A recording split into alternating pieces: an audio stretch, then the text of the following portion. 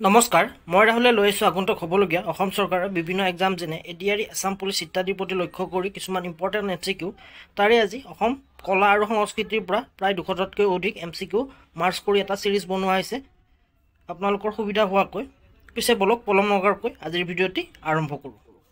1 number question, which traditional dance form of Assam is characterized by graceful movement and performed with Bihu song during the festival of Bihu? ইয়াতে বিহুত কোনটো dance form perform কৰা হয় বুলি সুধিছে আৰু ইয়াত অপশ্যনসমূহ দিছে। যেহেতু বিহুত সুধিছে, বিহুত অবভিয়াছলি বিহুই পাৰফৰ্ম কৰা হয় আৰু ইয়াত অপশ্যনসমূহৰ ভিতৰত বিহু হ'ব ৰাইট। বাকীকেইটা অপশ্যন চাই লওঁ। ভোৰতাল নৃত্য, বি দিছে সত্ৰীয়া নৃত্য, চি দিছে বিহু, ডি দিছে ওজাপালি। ইয়াৰ ৰাইট এনচাৰ হ'ব C Bihu. Next question 2 number, in Guwahati which hills Kamakhya temple is situated? গুৱাহাটীৰ কোনখন পাহাৰত কামাখ্যা মন্দিৰ অৱস্থিত বুলি সুধিছে আৰু ইয়াত অপশ্যনসমূহ দিছে। এ নীলাচল হিলছ, বি দিছে চিত্ৰাচল হিলছ, চি দিছে মণিকুট হিলছ, ডি দিছে নাগকাটি হিলছ। ইয়াৰ ৰাইট এনচাৰটো হ'ব এ নীলাচল হিলছ। গুৱাহাটীৰ নীলাচল হিলছতেই কামাখ্যা মন্দিৰ অৱস্থিত। Next question 3 number, the Kamakhya temple located in Guwahati Assam is dedicated to which Hindu goddess? অসমৰ গুৱাহাটীৰ কামাখ্যা মন্দিৰটো কোনটো হিন্দু দেৱীক উৎসৰ্গিত বুলি সুধিছে বা কামাখ্যা টেম্পলত কোনটো দেৱীক পূজা অৰ্চনা কৰা হয়?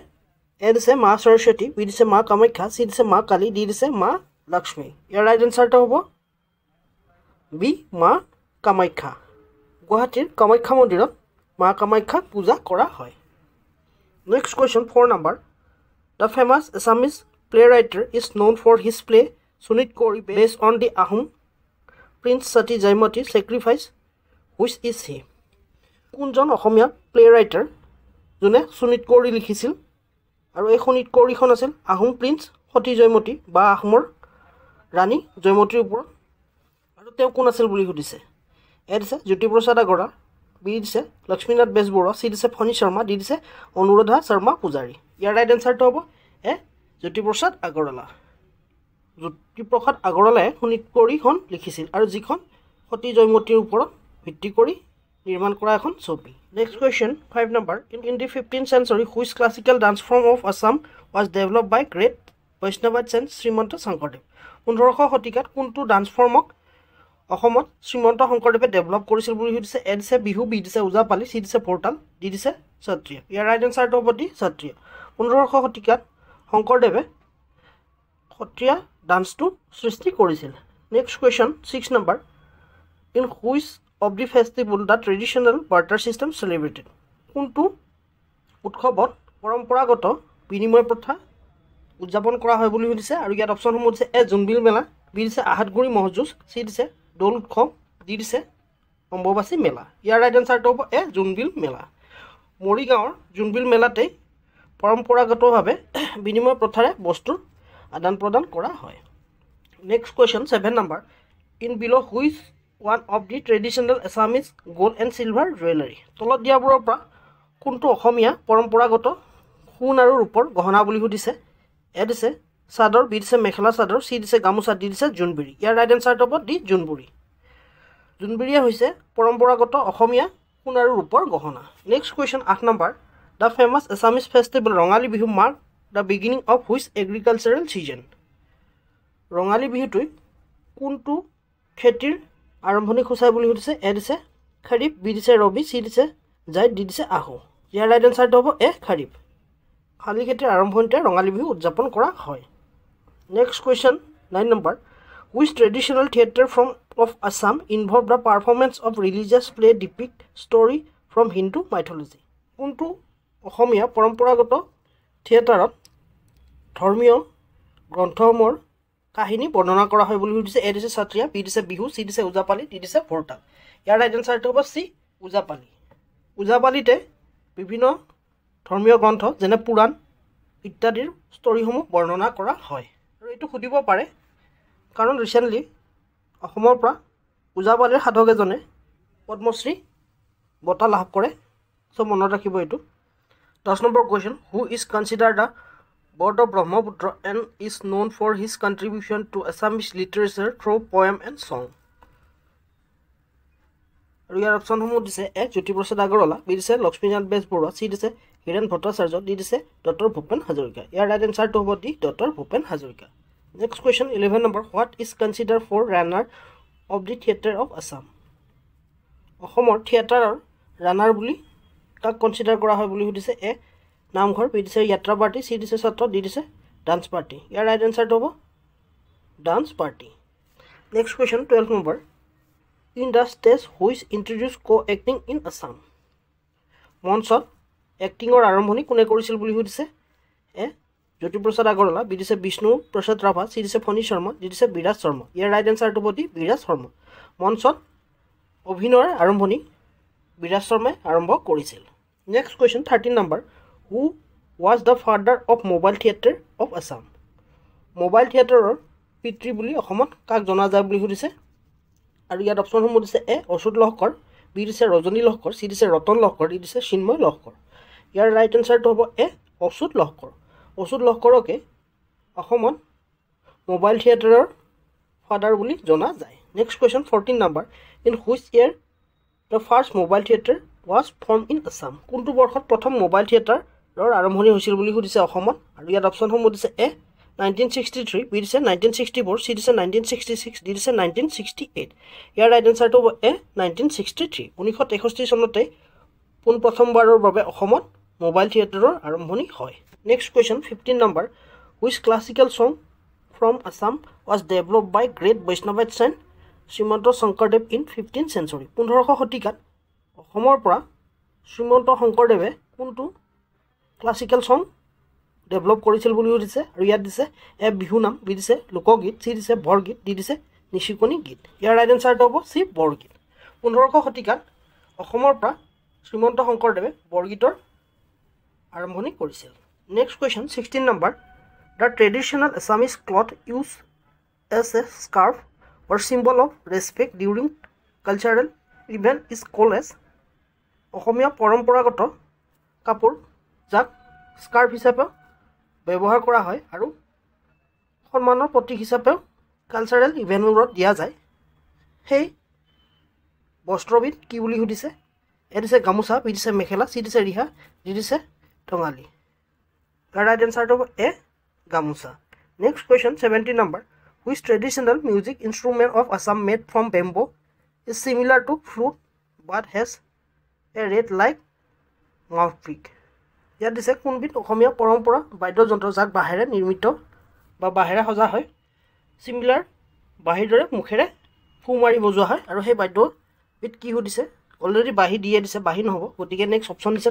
টকা ফু মাৰি বজোৱা নহয় সেই এইটোৰ অপশ্যন ভুল হ'ব বি দিছে গগনা গগনাটোৱে হ'ব ৰাইট এনসাৰ তালটো বাঁহেৰে নিৰ্মিত নহয় ঢোলো বাঁহেৰে নিৰ্মিত নহয় সেয়ে আমাৰ ৰাইট এনসাৰটো হ'ব 17ৰ ৰাইট এনসাৰটো হ'ব বি গগনা নেক্সট কুৱেশ্যন 18 নম্বৰ the traditional Assamese platter comprising of various dishes serve during festival and special occasion is known as আৰু ইয়াত অপশ্যনসমূহ দিছে এ খাৰ বি দিছে থালি চি দিছে ভোগ ডি দিছে ভোজ ইয়াৰ ৰাইট এনসাৰটো হ'ব A khar next question 19 number famous Assamese tea known for its strong and multi flavour is primary grown in which region of the state a Sonitpur b dise Dibrugarh c dise Guwahati d dise Majuli here right answer to hobo b Dibrugarh next question 20 number the traditional Assamese Vaishnavite prayer hall is known as পৰম্পৰাগত অসমীয়া প্ৰাৰ্থনা ঘৰ বা বৈষ্ণৱসকলৰ প্ৰাৰ্থনা ঘৰক কি বুলি জনা যায় বুলি সুধিছে এ দিছে সত্ৰিয়া বি দিছে নামঘৰ সত্ৰ চি দিছে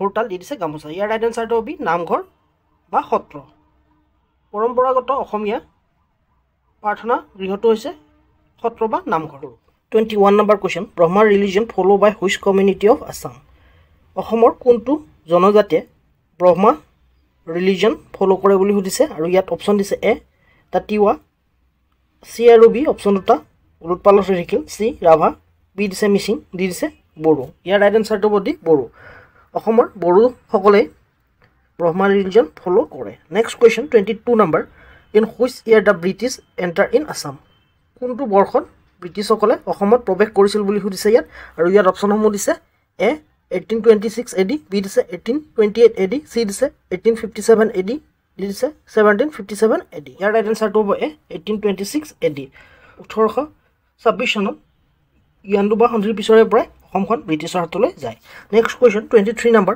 হু ৱাজ দ্য ফাৰ্ষ্ট খ্ৰীষ্টান প্ৰিষ্ট ইন আছাম কোন প্ৰথম খ্ৰীষ্টান ধৰ্মৰ প্ৰিষ্ট আছিল অসমত বুলি সুধিছে এ দিছে আলান বন ইয়াতো অপশ্যনটো খেলি মেলি হৈছে C Henry Nicholls B David Scott D Robert Brain ইয়াৰ ৰাইট এনচাৰটো হ'ব ডি ৰবাৰ্ট ব্ৰেনে আছিল প্ৰথম খ্ৰীষ্টান প্ৰিষ্ট অসমত নেক্সট কুৱেশ্যন 24 নম্বৰ first gurdwara of Assam is situated in অসমৰ প্ৰথমটো গুৰুদ্বাৰা ক'ত অৱস্থিত বুলি সুধিছে আৰু ইয়াত অপশ্যনসমূহ দিছে এ তিনিচুকীয়া বি দিছে গোৱালপাৰা চি দিছে ধুবুৰী ডি দিছে বঙাইগাঁও ইয়াৰ ৰাইট এনচাৰটো হ'ব চি ধুবুৰী অসমৰ প্ৰথমটো গুৰুদ্বাৰা ধুবুৰীত অৱস্থিত নেক্সট কুৱেশ্যন 25 নম্বৰ who introduce new Vaishnavism in Assam অসমত নৱবৈষ্ণৱ ধৰ্মৰ প্ৰচাৰ কোনে কৰিছিল বুলি সুধিছে এ শংকৰদেৱ বি দিছে মাধৱদেৱ চি দিছে গোপালদেৱ ডি দিছে দামোদৰ দেৱ ইয়াৰ ৰাইট এনচাৰটো হ'ব এ শ্ৰী শংকৰদেৱ অসমত নৱবৈষ্ণৱ ধৰ্মৰ প্ৰচাৰ শ্ৰীমন্ত শংকৰদেৱে কৰিছিল নেক্সট কুৱেশ্যন 26 নম্বৰ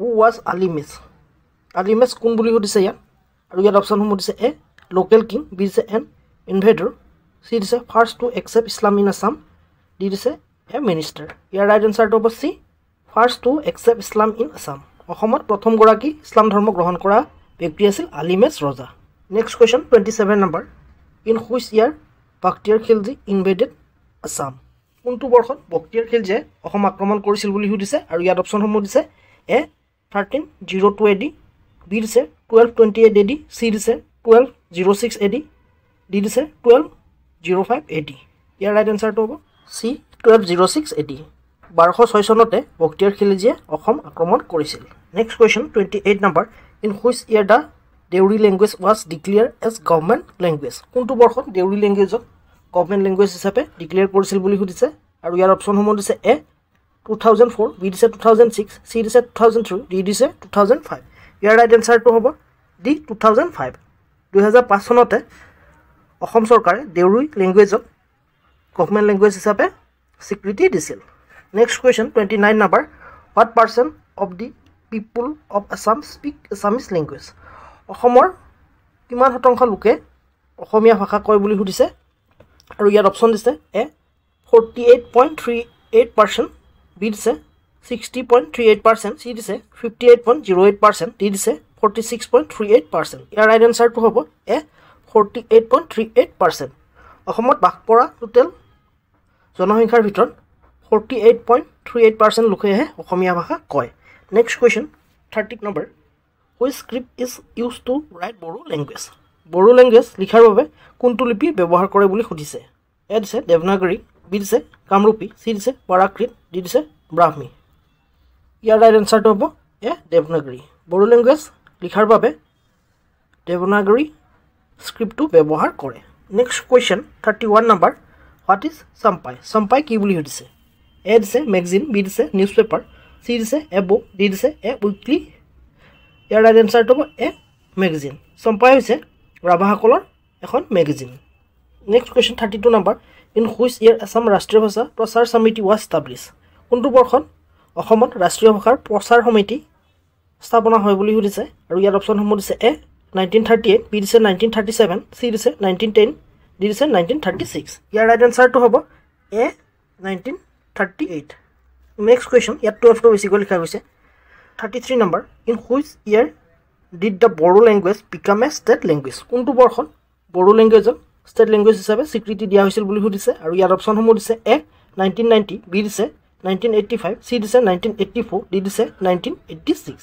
ইয়াৰ ৰাইট এনচাৰটো হ'ব চি 1984 1984 চনতে বড়ো ভাষাক ৰাজ্যিক ভাষা হিচাপে স্বীকৃতি দিছিল next question 34 number when the first book of Bodo language Boroni Fisa Ayan was published Bodo ভাষাৰ প্ৰথমখন কিতাপ বড়নি ফিসা আইন কেতিয়া পাব্লিছ কৰা হয় বুলি সুধিছে মোৰ কওঁতে হয়তো প্ৰনাউন্সিয়েশ্যনটো ভুল হ'ব পাৰে তাৰ বাবে সৰি আৰু ইয়াত অপশ্যন দিছে এ 1910 বি দিছে 1915 চি দিছে 1911 ডি দিছে 1916 ইয়াৰ ৰাইট এনচাৰটো হ'ব বি 1915 1915 চনতে বড়োসকলৰ প্ৰথমখন বুক পাব্লিছ হৈছিল next question 35 number which script is use to right Manipuri language লিখাৰ বাবে কোনটো স্ক্ৰিপ্ট ব্যৱহাৰ কৰা হয় বুলি সুধিছে এ দিছে দেৱনাগৰী বি দিছে কামৰূপী লিপি চি দিছে বাংলা ডি দিছে ব্ৰাহ্মী ইয়াৰ ৰাইট এনচাৰটো হ'ব চি বাংলা মণিপুৰী লেংগুৱেজ লিখাৰ বাবে বাংলা স্ক্ৰিপ্ট ব্যৱহাৰ কৰা হয় নেক্সট কুৱেশ্যন হুইচ লিপি is use to right Manipuri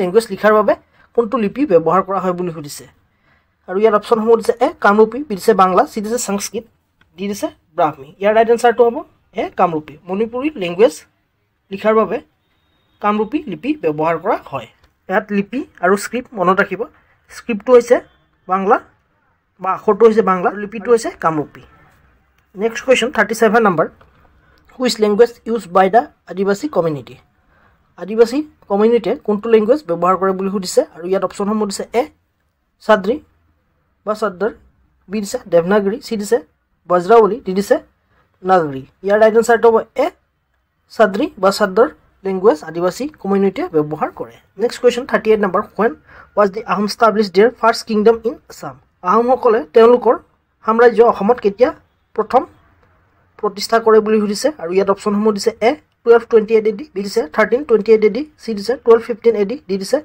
1225 AD year right এনচাৰটো হ'ব এ 1228 AD 1228 চনতে আহোমসকলে তেওঁলোকৰ প্ৰথম সাম্ৰাজ্য অসমত স্থাপনা কৰে next question 39 number who was the first Ahom king in Assam অসমত আহোমসকলৰ কোন প্ৰথম ৰজা আছিল বুলি সুধিছে এ দিছে লাচিত বৰফুকন বি দিছে প্ৰতাপ সিংহ চি দিছে চাউলুং চুকাফা ডি দিছে ৰুদ্ৰসিংহ ইয়াৰ ৰাইট এনচাৰটো হ'ব চি চাউলুং চুকাফা অসমত আহোমসকলৰ প্ৰথম ৰজা আছিল চাউলুং চুকাফা আৰু তেওঁৰ নেতৃত্বতে পাটকাই পৰ্বত পাৰ হৈ অসমত প্ৰৱেশ কৰিছিল আৰু অসমৰ চৰাইদেউত তেওঁলোকে প্ৰথম ৰাজধানী পাতিছিল next question 40 number who establish Kundil Nagar as a capital Kundil নগৰক কোনে তেওঁলোকৰ কেপিটেল হিচাপে স্থাপনা কৰিছিল বুলি সুধিছে আৰু এ দিছে অপশ্যন ডি চুতীয়া বি দিছে মৰাণ চি দিছে মটক ডি দিছে আহোম ইয়াৰ ৰাইট এনচাৰটো হ'ব এ চুতীয়াসকলে কুণ্ডিল নগৰক ৰাজধানী হিচাপে ষ্টাব্লিছ কৰিছিল বা চুতীয়াসকলৰে ৰাজধানী আছিল কুণ্ডিল নগৰ 41 number question who was the first president of Assam Sahitya Sabha Assam Sahitya সভাৰ প্ৰথম সভাপতি কোন আছিল বুলি সুধিছে ইয়াত আৰু ইয়াত অপশ্যনসমূহ দিছে এ বিষ্ণুৰাম মেধি বি দিছে পদ্মনাথ গোহাঁই বৰুৱা চি দিছে আনন্দৰাম বৰুৱা ডি দিছে লক্ষ্মীনাথ বেজবৰুৱা ইয়াৰ ৰাইট এনচাৰটো হ'ব বি পদ্মনাথ গোহাঁই বৰুৱা অসম সাহিত্য সভাৰ প্ৰথম সভাপতি আছিল পদ্মনাথ গোহাঁই বৰুৱা ইয়াৰ অপশ্যনটো লিখোঁতে ভুল হৈ আছে এইটো বি হ'ব Padmanath Gohain Barua next question 42 number in which year হ'ব লাগিছিল ইয়াৰটো লিখিব থাকি গ'ল in which year the Assam Sahitya Sabha was establish কোনটো বৰ্ষত অসম সাহিত্য সভা স্থাপনা হৈছিল বুলি সুধিছে ইয়াত আৰু ইয়াৰ অপশ্যনসমূহ দিছে এ 1919 বি দিছে 1934 চি দিছে 1925 ডি দিছে 1917 ইয়াৰ ৰাইট এনচাৰটো হ'ব ডি 1917 অৰ্থাৎ 1917 চনতে অসম সাহিত্য সভাৰ স্থাপনা হৈছিল next question 43 number the headquarter of Assam Sahitya সভা is situated in which place of Assam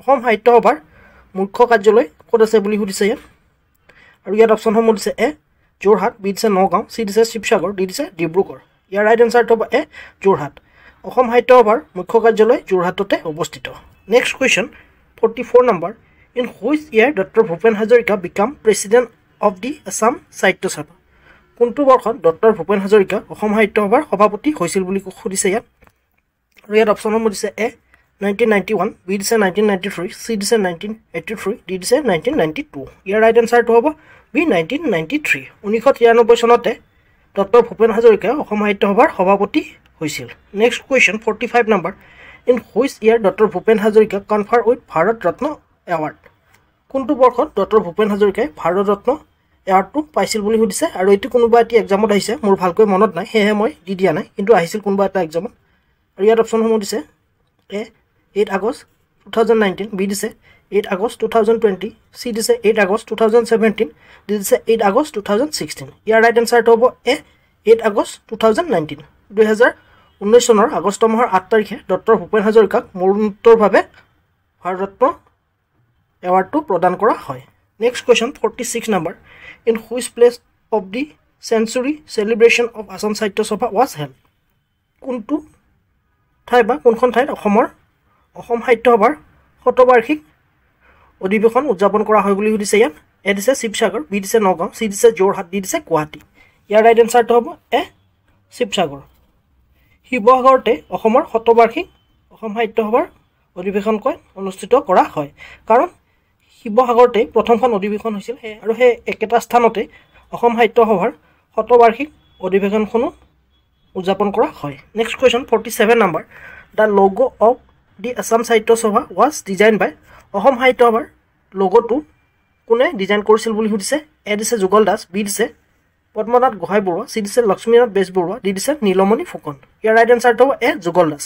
Assam Sahitya সভাৰ লগ'টো যুগল দাসে ডিজাইন কৰিছিল। Next question 48 number who compose the theme song of Assam Sahitya Sabha. Assam Sahitya সভাৰ থিম ছংটো কোনে কম্প'জ কৰিছিল বুলি সুধিছে আৰু ইয়াত অপশ্যনসমূহ দিছে এ বিদ্যুদেৱ মহন্ত, বি দিছে জ্যোতিপ্ৰসাদ আগৰৱালা, চি দিছে প্ৰফুল্ল মহন্ত, ডি দিছে বিষ্ণু ৰাভা। ইয়াৰ ৰাইট এনচাৰটো হ'ব এ মিত্ৰদেৱ মহন্ত। মিত্ৰদেৱ মহন্তই অসম সাহিত্য সভাৰ থিম ছংটো কম্প'জ কৰিছিল আৰু যিটো আমি চিৰচেনেহী বুলি জানো বা চিৰচেনেহী যিটো গীত সেই গীতটোৱে অসম সাহিত্য সভাৰ থিম ছং আৰু এইটো কোনোবা এটা এক্সামত আহিছিলে। Next question 49 number the sanitary award of Assam Sahitya Sabha was given to শতবাৰ্ষিক এৱাৰ্ডটো Assam Sahitya সভাৰ কাক প্ৰদান কৰা হয় বুলি সুধিছে আৰু ইয়াত অপশ্যন দিছে এ জাহ্নৱী বৰুৱা, বি দিছে ৰীতা চৌধুৰী, চি দিছে নমিতা গোখলে, ডি দিছে ডক্টৰ নগেন শইকীয়া। ইয়াৰ ৰাইট এনচাৰটো হ'ব চি নমিতা গোখলে। অসম সাহিত্য সভাৰ শতবাৰ্ষিক এৱাৰ্ডটো নমিতা গোখলেক প্ৰদান কৰা হয়। নেক্সট কুৱেশ্যন 50 নম্বৰ which one of the precursor of Assam Sahitya Sabha. Assam Sahitya সভাৰ মেইন উৎপত্তিৰ গুৰিটো কোনটো সুধিছে ইয়াতে থকা আৰু ইয়াত দিছে অপশ্যনসমূহ এ অসমীয়া ভাষা উন্নতি সাধিনী সভা বা চমুকৈ পাব পাৰে A B U S S বুলি পাব পাৰে, বি দিছে স্বৰাজ পাৰ্টি, চি দিছে অসমীয়া কৃষ্টি বিকাশ সভা, ডি দিছে অসমীয়া ভাষা বাহিনী। ইয়াৰ ৰাইট এনচাৰটো হ'ব এ অসমীয়া ভাষা উন্নতি সাধিনী সভা। অসমীয়া ভাষা উন্নতি সাধিনী সভাই হৈছে অসম সাহিত্য সভাৰ প্ৰিকুৰ্চাৰ অৰ্গেনাইজেশ্যন।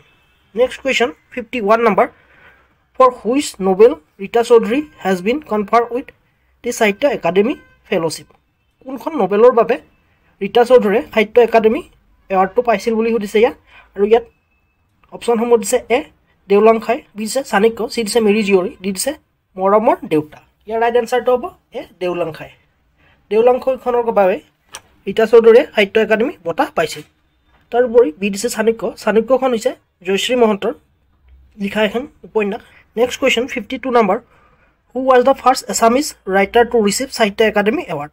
কোনজন অসমীয়া ৰাইটাৰে প্ৰথম সাহিত্য একাডেমী বঁটাটো পাইছিল বুলি সুধিছে ইয়াত আৰু ইয়াত অপশ্যনসমূহ দিছে এ বেণুধৰ শৰ্মা, বি দিছে যতীন্দ্ৰনাথ দুৱাৰা, চি দিছে নলনীবালা দেৱী, ডি দিছে ডক্টৰ ভৱেন্দ্ৰনাথ শইকীয়া।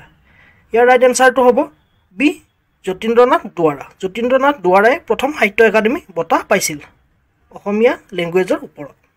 তাৰোপৰি নলনীবালা দেৱী আছে।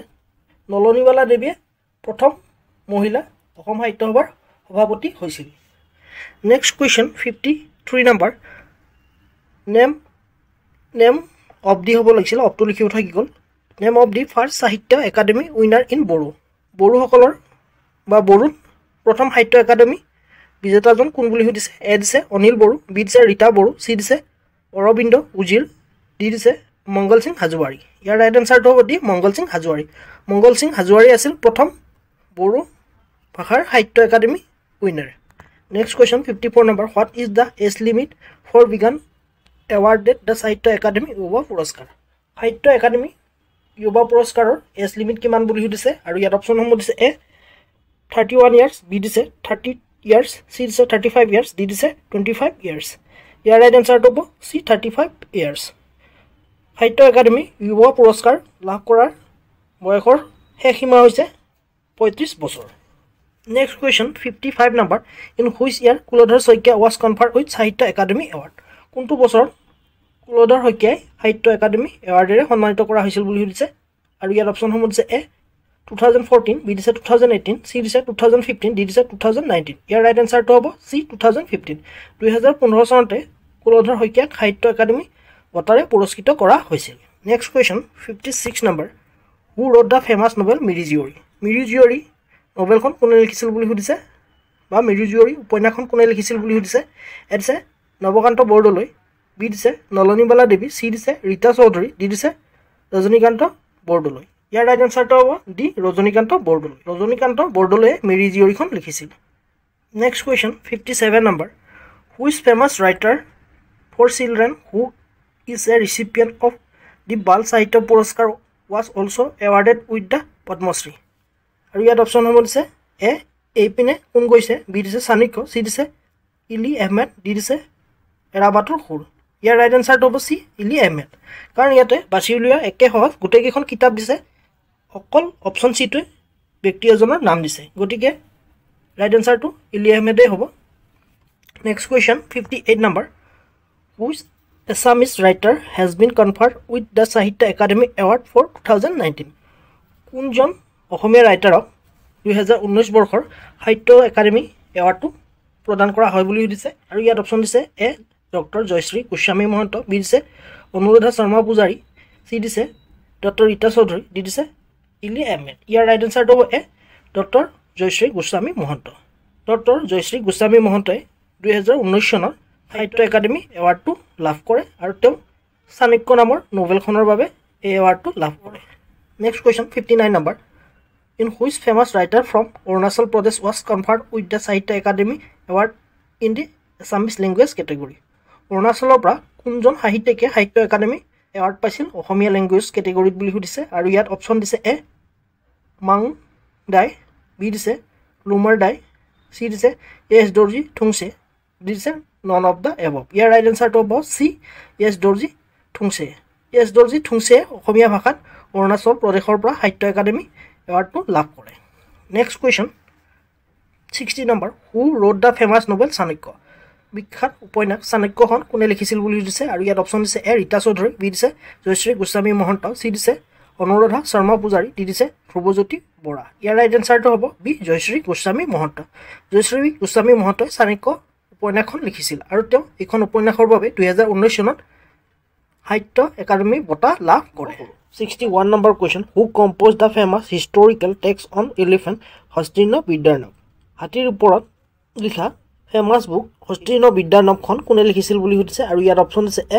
হেম সৰস্বতী বি দিছে ভগদত্ত চি দিছে সুকুমাৰ বৰকাইত ডি দিছে অতন বুঢ়াগোহাঁই ইয়াৰ ৰাইট এনচাৰটো হ'ব চি সুকুমাৰ বৰকাইতৰ দ্বাৰাই হস্তিৰ্ণ বিদ্যানব বুকখন লিখা হৈছিল আৰু এই বুকখনত হাতী কেনেকৈ লালন পালন কৰিব লাগে বা হাতী কেনেকৈ চোৱাচিতা কৰিব লাগে সেই বিষয়ে লিখা হৈছিল নেক্সট কুৱেশ্যন 62 নম্বৰ in and one night which of the following book was written by Srimanta Sankardev একে ৰাতিৰ ভিতৰতে শ্ৰীমন্ত শংকৰদেৱে তলত দিয়া কিতাপবোৰৰ পৰা কোনখন লিখিছিল বুলি সুধিছে এ দিছে কীৰ্তন ঘোষা বি দিছে নাম ঘোষা চি দিছে গুণমালা ডি দিছে পাৰিজাত হৰণ ইয়াৰ ৰাইট এনচাৰটো হ'ব চি গুণমালাখনকে শ্ৰীমন্ত শংকৰদেৱে একে ৰাতিৰ ভিতৰত লিখি উলিয়াইছিল আৰু সেয়ে এই বুকখন হাতীমাৰি ভুৰুকাত ভৰুৱা বুলিও কোৱা হয় তাৰোপৰি বি অপশ্যনটো হৈছে নামঘোষা হৈছে মাধৱদেৱৰ দ্বাৰা ৰচিত next question 63 number দাঁতাল Hatir Une Khowa Howdah is the critically claim novel of A দিছে ভৱেন্দ্ৰনাথ শইকীয়া বি দিছে ৰজনীকান্ত বৰদলৈ চি দিছে মামণি ৰয়ছম গোস্বামী ডি দিছে নীলমণি ফুকন ইয়াৰ ৰাইট এনচাৰটো হ'ব C Mamoni Raisom Goswami next question 64 number who compose the Assamese book Bonphul which was win the Sahitya Akademi award Sahitya Akademi award পোৱা বনফুল বুকখন কোনে লিখিছিল বুলি সুধিছে আৰু ইয়াত অপশ্যন দিছে এ আনন্দৰাম ঢেকিয়াল ফুকন বি দিছে পদ্মনাথ গোহাঁই বৰুৱা চি দিছে যতীন্দ্ৰনাথ দুৱাৰা ডি দিছে হীৰেণ ভট্টাচাৰ্য ইয়াৰ ৰাইট এনচাৰটো হ'ব চি যতীন্দ্ৰনাথ দুৱাৰায়ে বনফুল নামৰ কবিতা পুথিখন লিখিছিল এইখন এখন কবিতা পুথি আৰু যিখনৰ বাবে তেওঁ সাহিত্য একাডেমী বঁটা লাভ কৰিছিল নেক্সট কুৱেশ্যন 65 নম্বৰ in which year the first Assamese Sahitya Akademi award winner book Bonphul was written Asomiya book Bonphul যিখনে প্ৰথম অসমীয়া বুক সাহিত্য একাডেমী বঁটা পাইছিল সেইখন কেতিয়া লিখা হৈছিল বুলি সুধিছে আৰু ইয়াত অপশ্যন দিছে এ 1951 বি দিছে 1952 চি দিছে 1953 ডি দিছে 1954 ইয়াৰ ৰাইট এনচাৰটো হ'ব বি 1952 1952 চনতে অসমৰ প্ৰথমখন অসমীয়া বুক যিখন সাহিত্য একাডেমী বঁটা লাভ কৰিছিল সেইখন লিখা হৈছিল next question 66 number who written A cultural history of Assam অসমৰ কালচাৰেল হিষ্টৰী কোনে লিখিছিল বুলি সুধিছে আৰু ইয়াত অপশ্যন দিছে এ লক্ষ্মীনাথ বেজবৰুৱা বি দিছে বিৰিঞ্চি কুমাৰ বৰুৱা চি দিছে ৰঞ্জু হাজৰিকা ডি দিছে ৰীতা চৌধুৰী ইয়াৰ ৰাইট এনচাৰটো হ'ব B Birinchi Kumar Barua A cultural history of Assam বুকখন বিৰিঞ্চি কুমাৰ বৰুৱাৰ দ্বাৰা ৰচিত নেক্সট কুৱেশ্যন 67 নম্বৰ in the following which book compose by Anandaram Dhekial Phukan তলত দিয়া বুকবোৰৰ পৰা কোনখন বুক আনন্দৰাম ঢেকিয়াল ফুকনে কম্প'জ কৰা বুলি সুধিছে আৰু ইয়াত অপশ্যনসমূহ দিছে এ অসমীয়া ল'ৰাৰ বন্ধু বি দিছে অসমীয়া ডেকাৰ মিত্ৰ, চি দিছে অসমীয়া ল'ৰা মিত্ৰ, দি দিছে মিত্ৰ। ইয়াৰ ৰাইট এনচাৰটো হ'ব চি অসমীয়া ল'ৰাৰ মিত্ৰ। অসমীয়া ল'ৰাৰ মিত্ৰ বুকখনে আনন্দৰাম ঢেকীয়াল ফুকনৰ দ্বাৰা ৰচিত book. Next question 68 number. Asimot Jar Heral Seema is a popular book written by. বিখ্যাত বুক অসীমত যাৰ হেৰাল সীমা সেই বুকখন কোনে লিখিছিল বুলি সুধিছে। এ দিছে কালিৰাম মেধি, বি দিছে কাঞ্চন বৰুৱা, চি দিছে ৰঞ্জু হাজৰিকা, ডি দিছে ললিত চন্দ্ৰ ভৰালী। ইয়াৰ ৰাইট এনচাৰটো হ'ব বি কাঞ্চন বৰুৱা। অসীমত যাৰ হেৰাল সীমাখন কাঞ্চন বৰুৱাৰ দ্বাৰা ৰচিত এখন সুন্দৰ উপন্যাস। নেক্সট কুৱেশ্যন 69 নম্বৰ। মহাপুৰুষীয়া পৰম্পৰা হেজ বিন ৰিটেন বাই। মহাপুৰুষীয়া পৰম্পৰাখন কোনে লিখিছিল বুলি সুধিছে আৰু ইয়াৰ অপশ্যনসমূহ দিছে এ হীৰেণ গোহাঁই, বি দিছে বীৰেণ ভট্টাচাৰ্য, চি দিছে কাঞ্চন বৰুৱা, ডি দিছে ফণী শৰ্মা। ইয়াৰ ৰাইট এনচাৰটো হ'ব এ হীৰেণ গোহাঁই। হীৰেণ গোহাঁইৰ দ্বাৰাই মহাপুৰুষীয়া পৰম্পৰা বুকখন লিখা হৈছিল। Next question 70 number. Who wrote a geographical sketch of Assam. Geographical sketch of Assam বুকখন কোনে লিখিছিল বুলি সুধিছে আৰু ইয়াত অপশ্যনসমূহ দিছে এ মাইল ব্ৰনছন, বি দিছে ডেভিড স্কট, চি দিছে ডক্টৰ জন ৱাডে, ডি দিছে হেনৰি কটন। ইয়াৰ ৰাইট এনচাৰটো হ'ব C doctor John Wade. Doctor John Wade a geographical sketch of Assam বুকখন লিখিছিল। Next question 71 number. What is the original name of famous writer Kanchan Barua.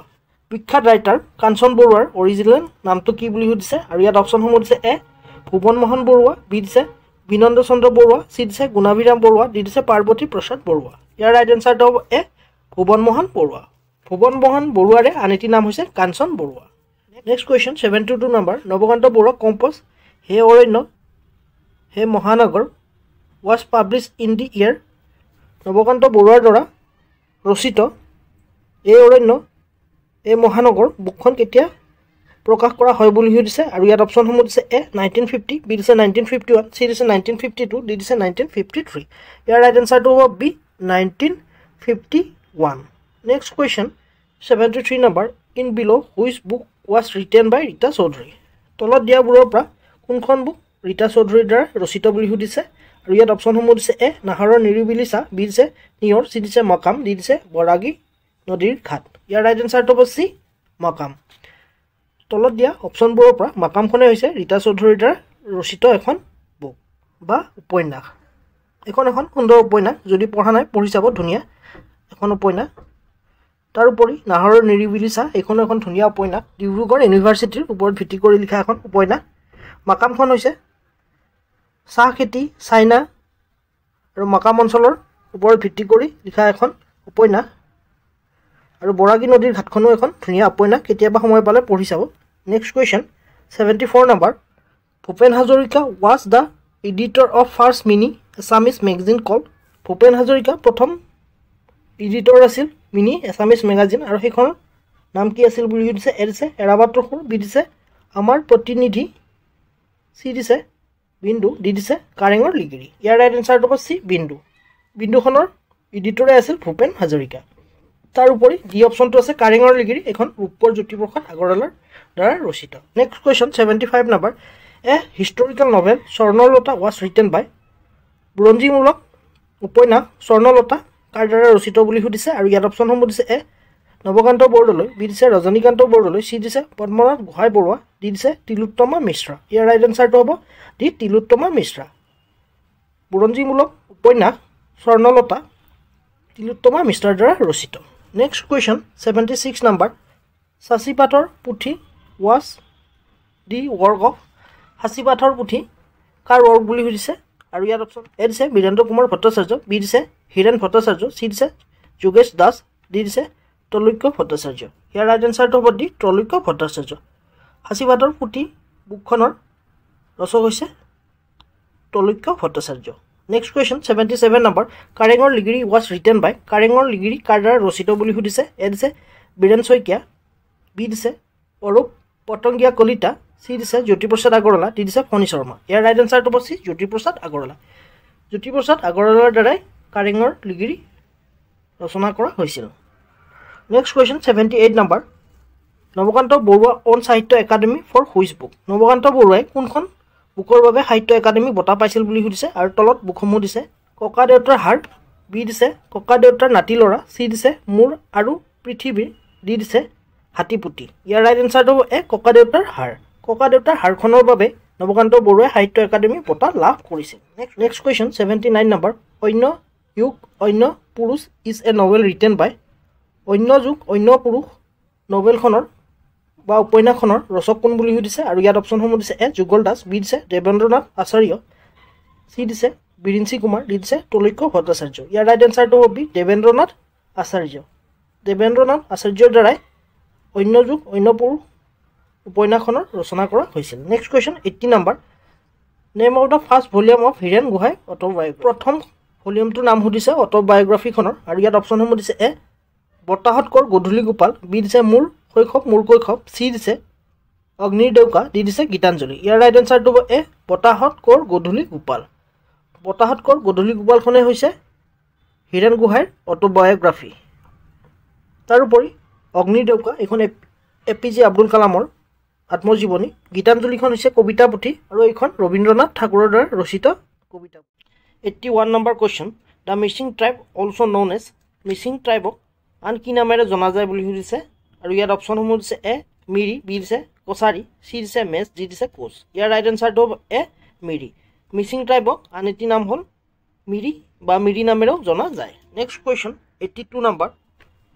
Arupa Patangia Kalita won Sahitya Akademi award for which book আৰু ইয়াৰ অপশ্যনসমূহ দিছে এ মৰুযাত্ৰা আৰু অৰণ্য, বি দিছে দেওপাহাৰ ভগ্নাস্তূপত, চি দিছে মৰুভূমিত মেনকা আৰু অন্যান্য, ডি দিছে মৰিয়াম অষ্ট্ৰিয়ান অথবা হীৰা বৰুৱা। ইয়াৰ ৰাইট এনচাৰটো হ'ব ডি মৰিয়াম অষ্টিন অথবা হীৰা বৰুৱা। আৰু এই বুকখনৰ বাবে অৰূপা পতংগীয়া কলিতাই সাহিত্য একাডেমী বঁটা লাভ কৰিছিল। Next question 83 number. Who was the first editor of Sutradhar. সূত্ৰধাৰখনৰ প্ৰথম এডিটৰ কোন বুলি সুধিছে আৰু ইয়াত অপশ্যনসমূহ দিছে এ হীৰেণ গোহাঁই, বি দিছে হোমেন বৰগোহাঁই, চি দিছে যোগেশ দাস, ডি দিছে অৰুণ শৰ্মা। ইয়াৰ ৰাইট এনচাৰটো হ'ব বি হোমেন বৰগোহাঁই। হোমেন বৰগোহাঁইয়ে আছিল প্ৰথম এডিটৰ সূত্ৰধাৰ মেগাজিনখনৰ।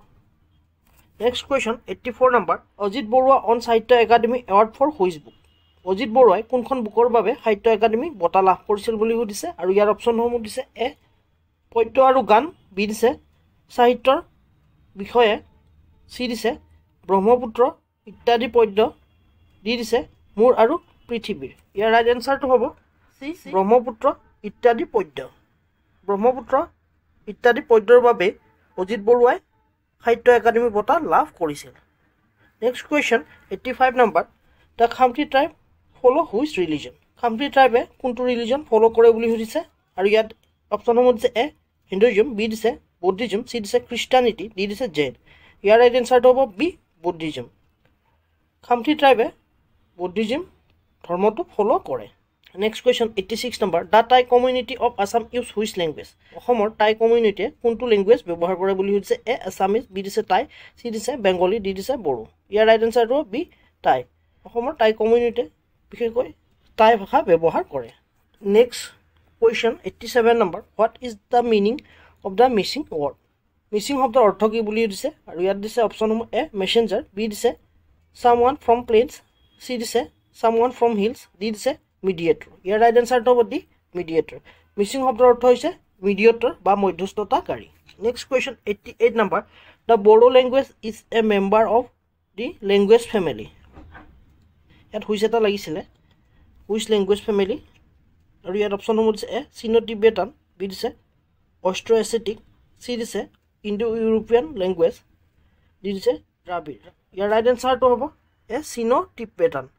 বড়ো লেংগুৱেজটো হৈছে চিনো টিবেটান লেংগুৱেজৰ। Next question 89 number. Kushan gan is popular in which place in Assam. Kushan গান অসমৰ কোনটো ঠাইত পপুলাৰ বুলি সুধিছে। এ দিছে বৰপেটা, বি দিছে কোকৰাঝাৰ, চি দিছে গোৱালপাৰা, ডি দিছে ধুবুৰী। ইয়াৰ ৰাইট এনচাৰটো হ'ব চি গোৱালপাৰা। কুচান গান বিশেষকৈ অসমৰ গোৱালপাৰা জিলাত popular. Next question 90 number. By whom the Purush Sangati Satra was establish. কাৰ দ্বাৰা পুৰুষ সংগতি সত্ৰ স্থাপন কৰা হৈছিল বুলি সুধিছে। এ দিছে শংকৰদেৱ, বি দিছে পুৰুষোত্তম দেৱ, চি দিছে মাধৱদেৱ, ডি দিছে পুৰুদেৱ। ইয়াৰ ৰাইট এনচাৰটো হ'ব বি পুৰুষোত্তম দেৱ। পুৰুষ সংগতি সত্ৰবোৰ বিশেষকৈ পুৰুষোত্তম দেৱৰ দ্বাৰা স্থাপন কৰা হৈছিল। Next question 91 number. How many Borgeet were compose by মাধৱদেৱ মাধৱদেৱে কিমানটি বৰগীত কম্প'জ কৰিছে বুলি সুধিছে ইয়াত আৰু ইয়াত অপশ্যনসমূহ দিছে এ 191 বি দিছে 181 চি দিছে 183 ডি দিছে 198 ইয়াৰ ৰাইট এনচাৰটো হ'ব এ 191 মাধৱদেৱে 191টা বৰগীত কম্প'জ কৰিছে next question 92 number which community observe the Tusu পূজা কোনটো কমিউনিটিয়ে টুচু পূজা পালন কৰে বুলি সুধিছে আৰু ইয়াত অপশ্যনসমূহ দিছে এ বড়ো বি দিছে টি ট্ৰাইব চি দিছে তিৱা ডি দিছে কাৰ্বিছ ইয়াৰ ৰাইট এনচাৰটো হ'ব বি টি ট্ৰাইব অসমৰ টি ট্ৰাইবেই বা চাহ জনজাতিসকলে টুচু পূজা পালন কৰে তাৰোপৰি তেওঁলোকে কৰম পূজাও পালন কৰে next question 93 number the first Sattra was established by Sankardev in which place of Assam Srimanta শংকৰদেৱে অসমৰ কোন ঠাইত প্ৰথম সত্ৰ স্থাপনা কৰিছিল বুলি সুধিছে ইয়াত আৰু ইয়াত অপশ্যনসমূহ দিছে এ বৰদোৱা বি দিছে সুন্দৰদিয়া চি দিছে মধুপুৰ ডি দিছে বৰপেটা ইয়াৰ ৰাইট এনচাৰটো হ'ব এ বৰদোৱা বা ব্ৰতদোৱাই প্ৰথম সত্ৰ আছিল যিখন শংকৰদেৱৰ দ্বাৰা স্থাপন কৰা হৈছিল next question 94 number Samaguri Satra is famous for Samaguri Satra কিহৰ বাবে বিখ্যাত বুলি সুধিছে আৰু ইয়াত অপশ্যনসমূহ দিছে এ মাস্ক মেকিং বি দিছে হলি চি দিছে পালনাম ডি দিছে ৰাস ইয়াৰ এনচাৰটো হ'ব A right Samaguri Satra mask মেকিঙৰ বাবে বিখ্যাত বা চামগুৰি সত্ৰ মুখা শিল্পৰ বাবে বিখ্যাত next question 95 number where Madhupur Satra is situated আগফালে হুৱেৰটো নিলিখিলেও হ'ল হয় ইয়াত Madhupur Satra is situated in which place A দিছে ধুবুৰী বি দিছে বঙাইগাঁও চি দিছে কোচবিহাৰ ডি দিছে আলিপুৰদুৱাৰ ইয়াৰ ৰাইট এনচাৰটো হ'ব চি কোচবিহাৰ মধুপুৰ সত্ৰ কোচবিহাৰৰ ভেলা মধুপুৰ নামে ঠাইত অৱস্থিত next question 96 number in which place Sankardev was die শংকৰদেৱে কোনখন ঠাইত মৃত্যুবৰণ কৰিছিল বুলি সুধিছে আৰু ইয়াত অপশ্যনসমূহ দিছে এ মধুপুৰ সত্ৰ বি দিছে আউনীআটী সত্ৰ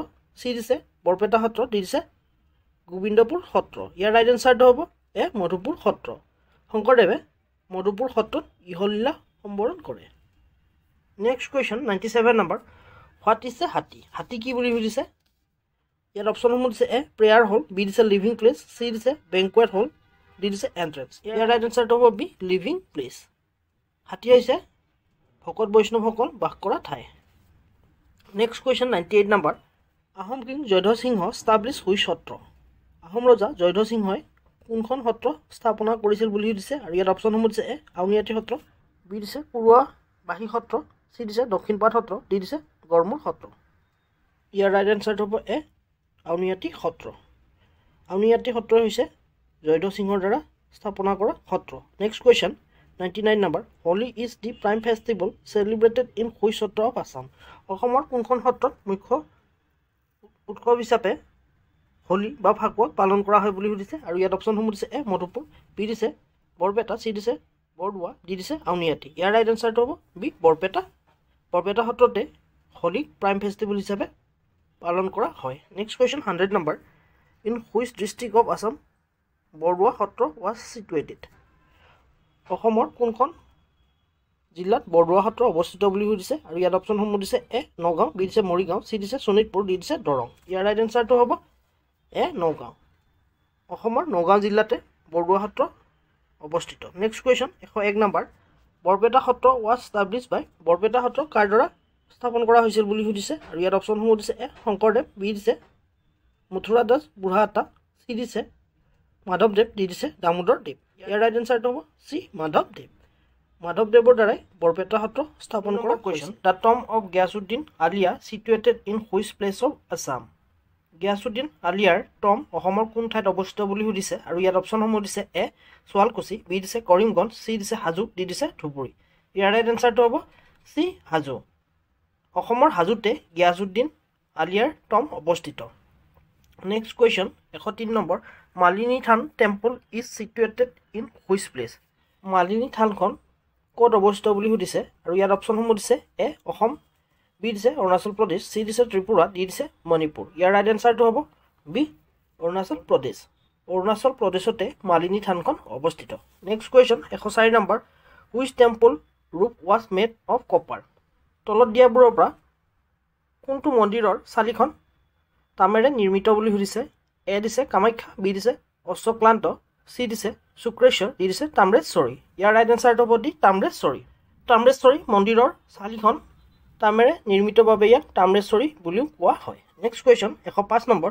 খজুৰাহো of Assam called which side of Assam অসমৰ কোনটো ছাইডক খজুৰাহো অফ আছাম বুলি কোৱা হয় বুলি সুধিছে আৰু ইয়াৰ অপশ্যনসমূহ দিছে এ কামাখ্যা বি দিছে শুক্ৰেশ্বৰ চি দিছে মদন কামদেৱ ডি দিছে উমানন্দ টেম্পল ইয়াৰ ৰাইট এনচাৰটো হ'ব চি মদন কামদেৱ অসমৰ মদন কামদেৱকে খজুৰাহো অফ আছাম বুলিও কোৱা হয় আৰু এই মদন কামদেৱ কামৰূপ ৰুৰেলৰ বাইহাটা চাৰিআলিৰ ওচৰতে অৱস্থিত আৰু ইয়াত যিবোৰ ভগ্নাৱশেষ পোৱা গৈছে সেইবোৰ খজুৰাহোৰ লগত মিল আছে বা খজুৰাহোৰ সমবয়সৰ বুলি অনুমান কৰা হৈছে সেয়েহে ইয়াক খজুৰাহো অফ আছাম বুলিও কোৱা হয় নেক্সট কুৱেশ্যন 106 নম্বৰ ইন বিলো বৰৰজা অম্বিকা বিল হুইচ টেম্পল তলত দিয়াবোৰৰ পৰা বৰৰজা অম্বিকাই কোনটো মন্দিৰ নিৰ্মাণ কৰিছিল বুলি সুধিছে এ দিছে জয়দৌল বি দিছে গৰখীয়া দৌল চি দিছে মদন কামদেৱ ডি দিছে শিৱদৌল ইয়াৰ ৰাইট এনচাৰটো হ'ব ডি শিৱদৌল শিৱদৌলটোৱেই হৈছে বৰৰজা অম্বিকাৰ দ্বাৰা নিৰ্মিত next question 107 number the earth and light lighted by মাধৱদেৱ is still found in which Satra of Assam মাটিৰ চাকি যি মাধৱদেৱৰ দ্বাৰা জ্বলোৱা হৈছিল সেই চাকি বৰ্তমান অসমৰ কোনখন সত্ৰত এতিয়াও পোৱা যায় বুলি সুধিছে বা এতিয়াও জ্বলি আছে আৰু ইয়াত অপশ্যনসমূহ দিছে এ ঢেকীয়াখোৱা নামঘৰ বি দিছে মধুপুৰ ধাম চি দিছে বৰপেটা সত্ৰ ডি দিছে সুন্দৰীয়া সত্ৰ ইয়াৰ ৰাইট এনচাৰটো হ'ব এ ঢেকীয়াখোৱা নামঘৰ ঢেকীয়াখোৱা নামঘৰৰ এতিয়াও মাধৱদেৱৰ দ্বাৰা জ্বলোৱা বন্তিগছি বা চাকিগছি বৰ্তমানলৈকেও জ্বলি আছে next question 108 number Ghanashyam Khanikar was build which temple of Assam Ghanashyam খনিকৰে অসমৰ কোনটো মন্দিৰ সাজিছিল বুলি সুধিছে এ দিছে শিৱদৌল বি দিছে ফাকুৱা দৌল চি দিছে উগ্ৰতাৰা ডি দিছে নাগেৰিটিং শিৱদৌল ইয়াৰ ৰাইট এনচাৰটো হ'ব ডি নাগেৰিটিং শিৱদৌল ঘনশ্যাম খনিকৰৰ দ্বাৰা অসমৰ নাগেৰিটিং শিৱদৌলটি নিৰ্মাণ কৰা হৈছিল next question 109 number Ahom king Rajeswar Singha build which temple in 1752 AD Rajeswar সিংহৰ দ্বাৰা 1752 এডিত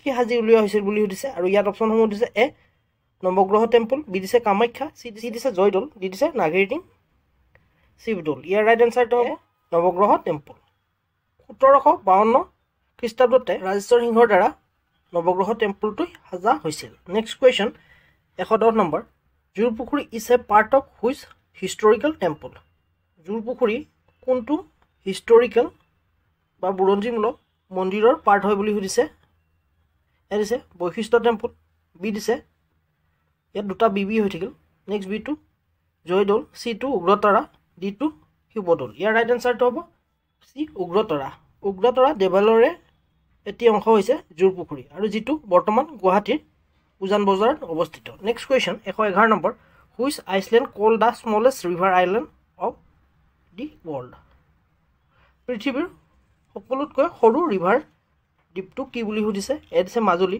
বি দিছে ওৰাং চি দিছে চৰাগুৰি চাপৰি ডি দিছে উমানন্দ ইয়াৰ ৰাইট এনচাৰটো হ'ব ডি উমানন্দ পৃথিৱীৰ একমাত্ৰ মানুহ বাস কৰা আটাইতকৈ সৰু দ্বীপটোৱে হৈছে উমানন্দ বা যাক পিকক আইচলেণ্ড বুলিও কোৱা হয় next 112 number question in single night Narakasur construct the stone step connecting with which temple এটা ৰাতিৰ ভিতৰতে নৰকাসুৰে শিলেৰে কোনটো মন্দিৰৰ উঠি যোৱা ষ্টেপ নিৰ্মাণ কৰিছিল বুলি সুধিছে আৰু ইয়াত অপশ্যনসমূহ দিছে এ কামাখ্যা টেম্পল বি দিছে হয়গ্ৰীৱ মাধৱ চি দিছে উমানন্দ ডি দিছে তাম্ৰেশ্বৰী টেম্পল ইয়াৰ ৰাইট এনচাৰটো হ'ব এ কামাখ্যা টেম্পল নৰকাসুৰে এটা ৰাতিৰ ভিতৰতে কামাখ্যা মন্দিৰলৈ উঠি যোৱা চিৰি নিৰ্মাণ কৰিছিল আৰু এই চিৰি সম্পূৰ্ণ নহওঁতে কুকুৰাই ডাক দিছিল next question 113 number Koch king Naranarayan in 1656 AD which temple was build Koch ৰজা নৰনাৰায়ণে 1656 খ্ৰীষ্টাব্দত কোনটি মন্দিৰ সাজি উলিয়াইছিল বুলি সুধিছে এ দিছে কামাখ্যা বি দিছে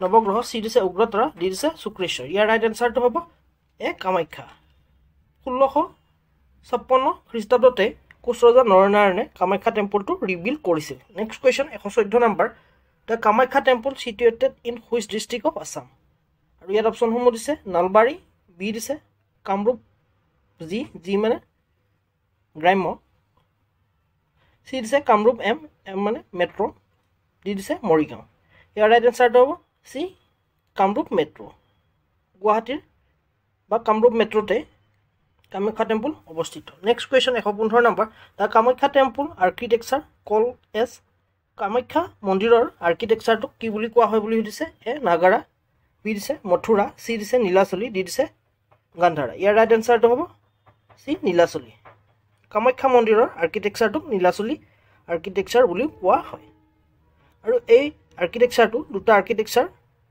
লগ হৈ এটি হাইব্ৰিড আৰ্কিটেকচাৰ সৃষ্টি হৈছে আৰু সেই মূল আৰ্কিটেকচাৰ দুটা হৈছে নাগাৰা আৰু মুঘল বা Saracenic next question 16 number which place is considered the second Kashi in Assam অসমৰ কোনটো ঠাইক ছেকেণ্ড কাশী বুলি কনচিডাৰ কৰা হয় বুলি সুধিছে আৰু ইয়াত দিছে অপশ্যন এ কামাখ্যা বি দিছে নৱগ্ৰহ চি দিছে শ্ৰী সূৰ্য পাহাৰ ডি দিছে উগ্ৰতাৰা ইয়াৰ ৰাইট এনচাৰটো হৈছে শ্ৰী সূৰ্য পাহাৰ শ্ৰী সূৰ্য পাহাৰকে ছেকেণ্ড কাশী অফ আছাম বুলিও কোৱা হয় next 17 number question what is the another name of the Koch king Naranarayan Koch ৰজা নৰনাৰায়ণৰ আন এটি নাম কি বুলি সুধিছে আৰু ইয়াৰ অপশ্যনসমূহ দিছে এ মল্লদেৱ বি দিছে চিলাৰায় চি দিছে গোসাই কমল ডি দিছে চুকাফা ইয়াৰ ৰাইট এনচাৰটো হ'ব এ মল্লদেৱ কোচ ৰজা নৰনাৰায়ণৰ আন এটি নাম হৈছে মল্লদেৱ আৰু এইটো কুৱেশ্যন অসম চৰকাৰৰ পুলিচত সুধিছিল ইয়াতে বিটো দিছে চিলাৰায় আছিল নৰনাৰায়ণৰ ভাতৃ আৰু কোচ ৰজা নৰনাৰায়ণৰ প্ৰধান সেনাপতি আছিল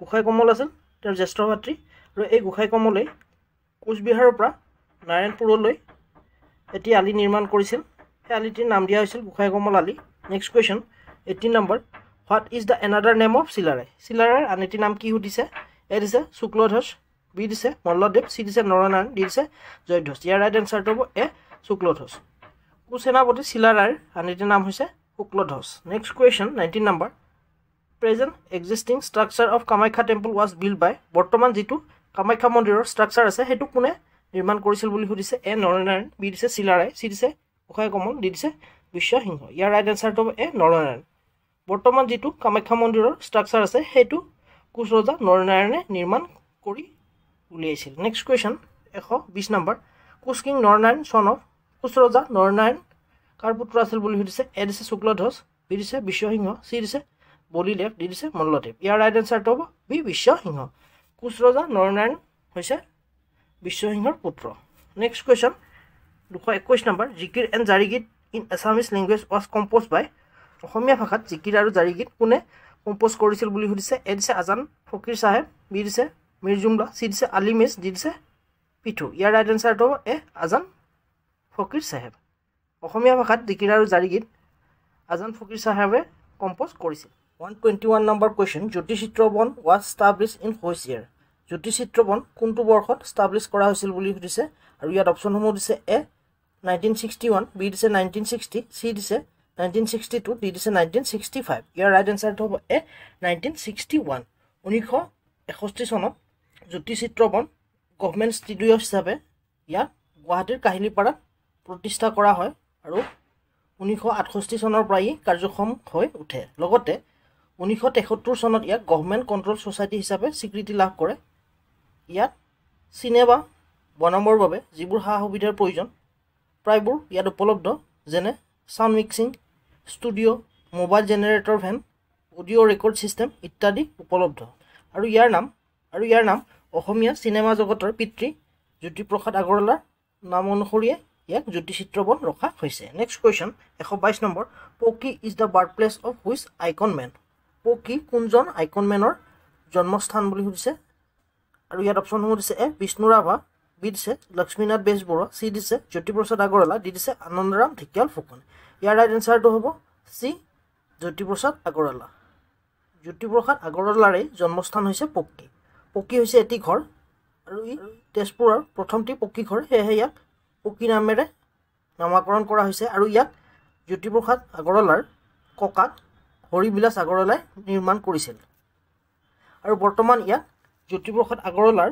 জীৱনী আৰু তেওঁৰ কাম কাজ ইত্যাদি প্ৰদৰ্শনী হিচাপে দেখুওৱাৰ বাবে ইয়াক মিউজিয়াম আৰু কালচাৰেল চেণ্টাৰলৈ ৰূপান্তৰ কৰা হৈছে next question 123 number in where Gandhi stay during his visit in 1921 যেতিয়া গান্ধীজীয়ে 1921 চনত অসমত ভিজিট কৰিছিল তেতিয়া তেওঁ ক'ত আছিল বুলি সুধিছে এ দিছে বিষ্ণুপ্ৰসাদ ৰাভা হাউচ বি দিছে লীলাধৰ বৰুৱা হাউচ চি দিছে তৰুণ ফুকন হাউচ ডি দিছে পকি ইয়াৰ ৰাইট এনচাৰটো হ'ব ডি পকি যেতিয়া 1921 চনত গান্ধীজীয়ে অসম ভ্ৰমণ কৰিছিল তেতিয়া তেওঁ জ্যোতিপ্ৰসাদ আগৰৱালাৰ বাসগৃহ পকিতে আছিল আৰু এই পকিটো ক'ৰবাত আপোনালোকে জ্যোতিপ্ৰসাদ আগৰৱালাই নিজে নিৰ্মাণ কৰা বুলিও পাব পাৰে আৰু ক'ৰবাত তেওঁৰ ককাকে নিৰ্মাণ কৰা বুলিও পাব পাৰে মই দুইটাই পাইছোঁ next question 124 number first president of Assam নাট্য সন্মিলনী ৱাজ অসম নাট্য সন্মিলনীৰ প্ৰথম সভাপতি কোন আছিল বুলি সুধিছে এ দিছে জ্যোতিপ্ৰসাদ আগৰৱালা বি দিছে ফণী শৰ্মা চি দিছে বিৰাজ শৰ্মা ডি দিছে কলাগুৰু বিষ্ণুপ্ৰসাদ ৰাভা ইয়াৰ ৰাইট এনচাৰটো হ'ব ডি কলাগুৰু বিষ্ণুপ্ৰসাদ ৰাভা কলাগুৰু বিষ্ণুপ্ৰসাদ ৰাভাই আছিল অসম নাট্য সন্মিলনৰ প্ৰথম সভাপতি আৰু ইয়াক 1959 চনত গঠন কৰা হয় ড্ৰামা পাৰফৰ্মেন্সৰ বাবে এটা সুইটেবল এনভাইৰনমেন্ট ক্ৰিয়েট কৰাৰ বাবে আৰু অসম নাট্য সন্মিলনীয়ে বাৰ্ষিক আলোচনী প্ৰকাশ কৰে আৰু সেইখনৰ নাম হৈছে ৰংগমঞ্চ next question 125 number in which year the Ban theatre was establish কোনটো বৰ্ষত বাণ থিয়েটাৰ ষ্টাব্লিছ কৰা হৈছিল বুলি সুধিছে আৰু ইয়াত অপশ্যনসমূহ দিছে এ 1902 বি দিছে 1906 চি দিছে 1905 ডি দিছে 1907 ইয়াৰ ৰাইট এনচাৰটো হ'ব বি 1906 1906 চনতে প্ৰথম অসমীয়া আধুনিক থিয়েটাৰ হল নিৰ্মাণ কৰা হয় আৰু ইয়াৰ নাম দিয়া হৈছে বাণ থিয়েটাৰ আৰু এই নামটি তেজপুৰৰ ৰজা বাণৰ নাম অনুসৰি বাণ থিয়েটাৰ দিয়া হয় next question 126 number Where is the Cultural University of Assam located? অসমৰ কালচাৰেল ইউনিভাৰ্চিটি ক'ত অৱস্থিত বুলি সুধিছে আৰু ইয়াত অপশ্যনসমূহ দিছে এ লখিমপুৰ বি দিছে মাজুলী চি দিছে তেজপুৰ ডি দিছে গুৱাহাটী ইয়াৰ ৰাইট এনচাৰটো হ'ব B Majuli Assam cultural university মাজুলীত অৱস্থিত আৰু ইয়াৰ ফাৰ্ষ্ট ভিচি হৈছে প্ৰফেচাৰ ডক্টৰ ডম্বৰুধৰ নাথ আৰু এই মাজুলী ইউনিভাৰ্চিটি বিলখন 2017ত আনা হৈছিল next question 127 number doctor Bhupen Hazarika was gut with the Assam Ratna award in which year doctor Bhupen হাজৰিকাই কোনটো বৰ্ষত অসম ৰত্ন এৱাৰ্ড পাইছিল বুলি সুধিছে আৰু ইয়াত অপশ্যনসমূহ দিছে এ 2009 বি দিছে 2011 চি দিছে 2010 ডি দিছে 2007 ইয়াৰ ৰাইট এনচাৰটো হ'ব এ 2009 2009 চনতে ডক্টৰ ভূপেন হাজৰিকাই অসম ৰত্ন এৱাৰ্ডটো লাভ কৰিবলৈ সক্ষম হৈছিল আৰু এই অসম ৰত্ন এৱাৰ্ডটো অসমৰ হায়েষ্ট চিভিলিয়ান এৱাৰ্ড হয় আৰু প্ৰথমজন ব্যক্তিয়ে হৈছে ডক্টৰ ভূপেন হাজৰিকা যাক এই এৱাৰ্ডটো প্ৰদান কৰা হয়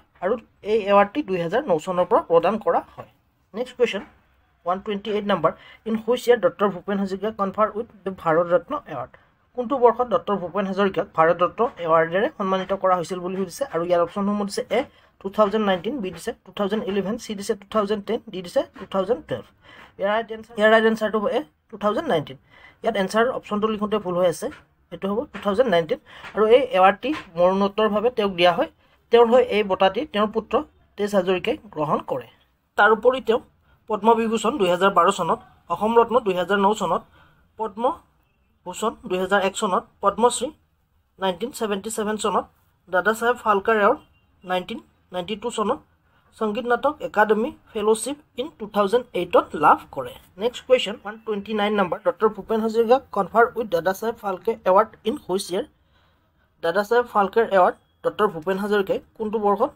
লাভ কৰিছিল বুলি সুধিছে আৰু ইয়াৰ অপশ্যনসমূহ দিছে এ 1991 বি দিছে 1992 চি দিছে 1999 ডি দিছে 1993 ইয়াৰ ৰাইট এনচাৰটো হ'ব বি 1992 আৰু এইটো কুৱেশ্যন অসম পুলিচৰ এছআই এক্সামত আহিছিল কোনটো ইয়াৰত আহিছিল মই ইয়াৰটো মনত নাই সেয়েহে দিয়া নাই কিন্তু এইটো অসম চৰকাৰৰ পুলিচৰ এছআই এক্সামত আহিছিল next question 130 number doctor Bhupen Hazarika start the career of playback singer by which film কোনখন ফিল্মৰ জৰিয়তে ডক্টৰ ভূপেন হাজৰিকাই প্লেবেক ছিংগাৰ হিচাপে কেৰিয়াৰ ষ্টাৰ্ট কৰিছিল বুলি সুধিছে আৰু ইয়াত অপশ্যনসমূহ দিছে এ চিকমিক বিজুলী বি দিছে ইন্দ্ৰমালতী চি দিছে চিৰাজ ডি দিছে লতিঘটি ইয়াৰ ৰাইট এনচাৰটো হ'ব বি ইন্দ্ৰমালতী চিনেমাখনৰ পৰাই ডক্টৰ ভূপেন হাজৰিকাই প্লেবেক ছিংগাৰ হিচাপে কেৰিয়াৰ ষ্টাৰ্ট কৰে আৰু এই চিনেমাখন 1939 চনত ৰূপকোঁৱৰ জ্যোতিপ্ৰসাদ আগৰৱালাই ডাইৰেক্ট কৰিছিল next question 131 number through the Chameli Mem Sahab which national award doctor Bhupen Hazarika one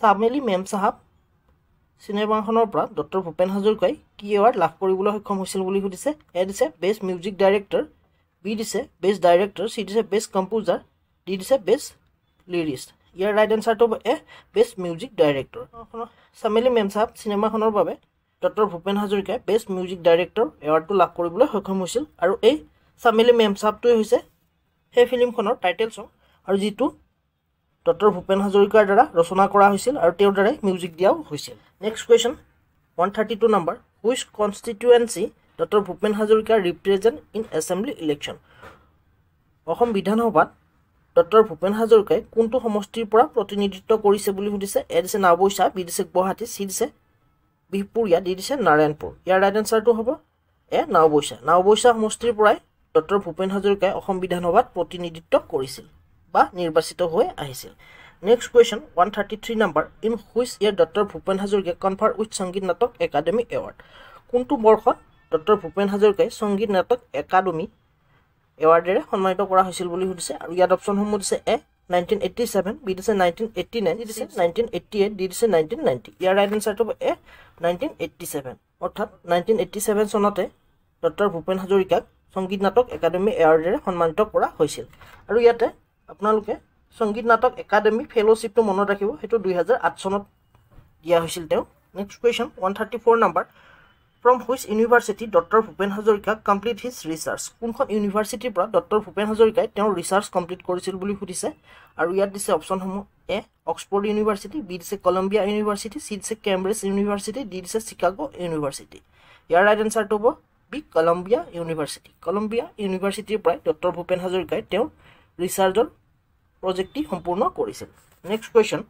135 number in which place doctor Bhupen Hazarika was বৰ্ণ ডক্টৰ ভূপেন হাজৰিকাই কোন ঠাইত জন্মগ্ৰহণ কৰিছিল বুলি সুধিছে এ তিনচুকীয়া বি দিছে চদিয়া চি দিছে লখিমপুৰ ডি দিছে ধেমাজি ইয়াৰ ৰাইট এনচাৰটো হ'ব বি শদিয়াতে ডক্টৰ ভূপেন হাজৰিকাই জন্ম লাভ কৰিছিল আৰু এই শদিয়া তিনচুকীয়া জিলাৰে এখন লোকেল টাউন হয় আৰু ক'ৰবাত সুধিব পাৰে শদিয়া কোনখন ডিষ্ট্ৰিক্টৰ অন্তৰ্ভুক্ত বুলি শদিয়া হৈছে তিনচুকীয়া ডিষ্ট্ৰিক্টৰ অন্তৰ্ভুক্ত next question 136 number Which was the first film directed by Dr. Bhupen Hazarika? কোনখন ডক্টৰ ভূপেন হাজৰিকাৰ দ্বাৰা প্ৰথম ডাইৰেক্ট কৰা ফিল্ম হয় বুলি সুধিছে আৰু ইয়াৰ অপশ্যনসমূহ দিছে এ এৰাবাটৰ সুৰ বি দিছে চামেলি মেম সাহেব চি দিছে শকুন্তলা ডি দিছে প্ৰতিধ্বনি ইয়াৰ ৰাইট এনচাৰটো হ'ব এ এৰাবাটৰ সুৰেই হৈছে ডক্টৰ ভূপেন হাজৰিকাৰ দ্বাৰা পৰিচালনা কৰা প্ৰথমখন movie next question 137 number Who drew the emblem of Assam Sahitya Sabha? Assam Sahitya সভাৰ যিটো প্ৰতীক আছে সেইটো কোনে আঁকিছিল বুলি সুধিছে আৰু ইয়াৰ অপশ্যনসমূহ দিছে এ জ্যোতিপ্ৰসাদ আগৰৱালা বি দিছে যুগল দাস চি দিছে বিষ্ণুপ্ৰসাদ ৰাভা ডি দিছে লক্ষ্মীনাথ বেজবৰুৱা ইয়াৰ ৰাইট এনচাৰটো হ'ব বি যুগল দাসে অসম সাহিত্য সভাৰ প্ৰতীকটো আঁকিছিল next question 138 number who won Sahitya Akademi award for his collection of short stories Shrinkhal কোনে তেওঁৰ শ্বৰ্ট ষ্টৰি কালেকশ্যন শৃংখলখনৰ বাবে সাহিত্য একাডেমি বঁটা লাভ কৰিছিল বুলি সুধিছে আৰু ইয়াত অপশ্যনসমূহ দিছে এ লক্ষ্মীনাথ বেজবৰুৱা বি দিছে ডক্টৰ ভৱেন্দ্ৰনাথ শইকীয়া চি দিছে ডক্টৰ ভূপেন হাজৰিকা ডি দিছে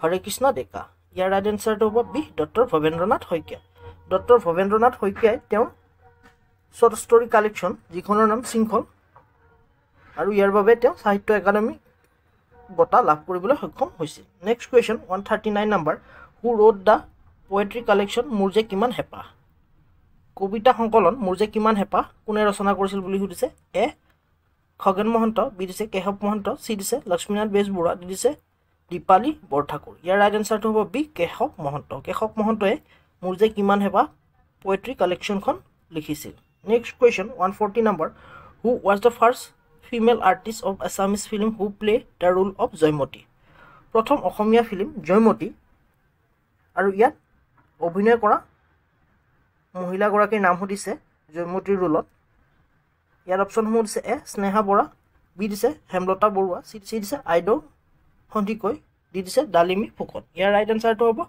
চি আইদেউ সন্দিকৈ আছিল প্ৰথমগৰাকী অসমীয়া মহিলা যিগৰাকীয়ে প্ৰথমখন অসমীয়া ফিল্ম জয়মতীৰ চৰিত্ৰত অভিনয় কৰিছিল 141 number question which women is known as the queen of Goalpariya লোকগীতৰ কুইন বুলি কাক কোৱা হয় বুলি সুধিছে আৰু ইয়াত অপশ্যনসমূহ দিছে এ প্ৰতিমা পাণ্ডে বৰুৱা বি দিছে পাৰ্বতী বৰুৱা চি দিছে তৰালী শৰ্মা ডি দিছে বৰ্ণালী কলিতা ইয়াৰ ৰাইট এনচাৰটো হ'ব এ প্ৰতিমা পাণ্ডে বৰুৱাকে গোৱালপাৰীয়া লোকগীতৰ কুইন বুলি কোৱা হয় আৰু তেওঁৰ জন্ম হৈছিল 3 অক্টোবৰ 1934 আৰু তেওঁ সংগীত নাটক একাডেমি এৱাৰ্ড 1989 লাভ কৰে তাৰ উপৰি তেওঁ পদ্মশ্ৰী লাভ কৰিছিল তেওঁ পদ্মশ্ৰী 1991 লাভ কৰিছিল next question 142 number who wrote the famous Nobel আশীৰ্বাদৰ ৰং ফেমাছ নোবেলখন কোনে লিখিছিল বুলি সুধিছে আৰু ইয়াত অপশ্যনসমূহ দিছে এ লক্ষ্মীনাথ বেজবৰুৱা বি দিছে ফণী শৰ্মা, চি দিছে যুগল দাস, ডি দিছে অৰুণ শৰ্মা। ইয়াৰ ৰাইট এনচাৰটো হ'ব D Arun Sharma.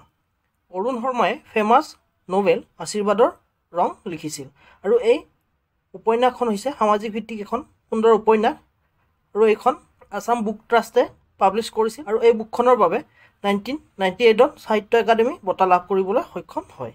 Next question 143 number, হু ব্ৰট আপ শংকৰদেৱ? শংকৰদেৱক কোনে ডাঙৰ দীঘল কৰিছিল বুলি সুধিছে আৰু ইয়াত অপশ্যনসমূহ দিছে এ খেৰসুতি, বি দিছে কুসুম্বৰ ভূঞা, চি দিছে সূৰ্যৱতী, ডি দিছে সত্যচন্ধা। ইয়াৰ ৰাইট এনচাৰটো হ'ব এ খেৰসুতি। বুঢ়ীমাক খেৰসুতি বা আইতাক খেৰসুতিয়ে শংকৰদেৱক তুলি তালি ডাঙৰ দীঘল কৰিছিল, কাৰণ শংকৰদেৱৰ সৰুতে মাক ঢুকাইছিল বাবে বুঢ়ীমাক খেৰসুতিয়ে তেওঁক ডাঙৰ দীঘল কৰিছিল। আৰু ইয়াত কুসুম্বৰ ভূঞা দিয়া আছে, কুসুম্বৰ ভূঞাটো তেওঁৰ দেউতাক, আৰু ডি অপশ্যন দিছে সত্যচন্ধা, সত্যচন্ধা হৈছে তেওঁৰ মাতৃ। অপশ্যন চিত দিয়া আছে সূৰ্যৱতী, সূৰ্যৱতী হৈছে শংকৰদেৱৰ পত্নী আৰু এই সূৰ্যৱতীৰ দুগৰাকী সন্তান আছিল, এজনৰ নাম আছিল হৰি, আন এগৰাকী ছোৱালী আছিল, সেইগৰাকীৰ নাম আছিল মনুমতী। আৰু এই মনুমতীকে শংকৰদেৱে মাধৱদেৱলৈ বিয়া দিবৰ বাবে মন মেলিছিল, কিন্তু মাধৱদেৱে তেওঁক বিয়া নকৰালে। তাৰোপৰি শংকৰদেৱৰ দ্বিতীয়গৰাকী পত্নীৰ নাম হৈছে কালিন্দী আৰু কালিন্দীৰ তিনিগৰাকী ল'ৰা আছিল, ৰামানন্দ, কমলোচন আৰু হৰিকাচৰণ। আৰু এই ৰামানন্দৰ পুত্ৰ আছিল পুৰুষোত্তম। পুৰুষোত্তমে নৱবৈষ্ণৱ ধৰ্মৰ প্ৰচাৰ প্ৰসাৰত বিশেষ অৱদান আগবঢ়ায়।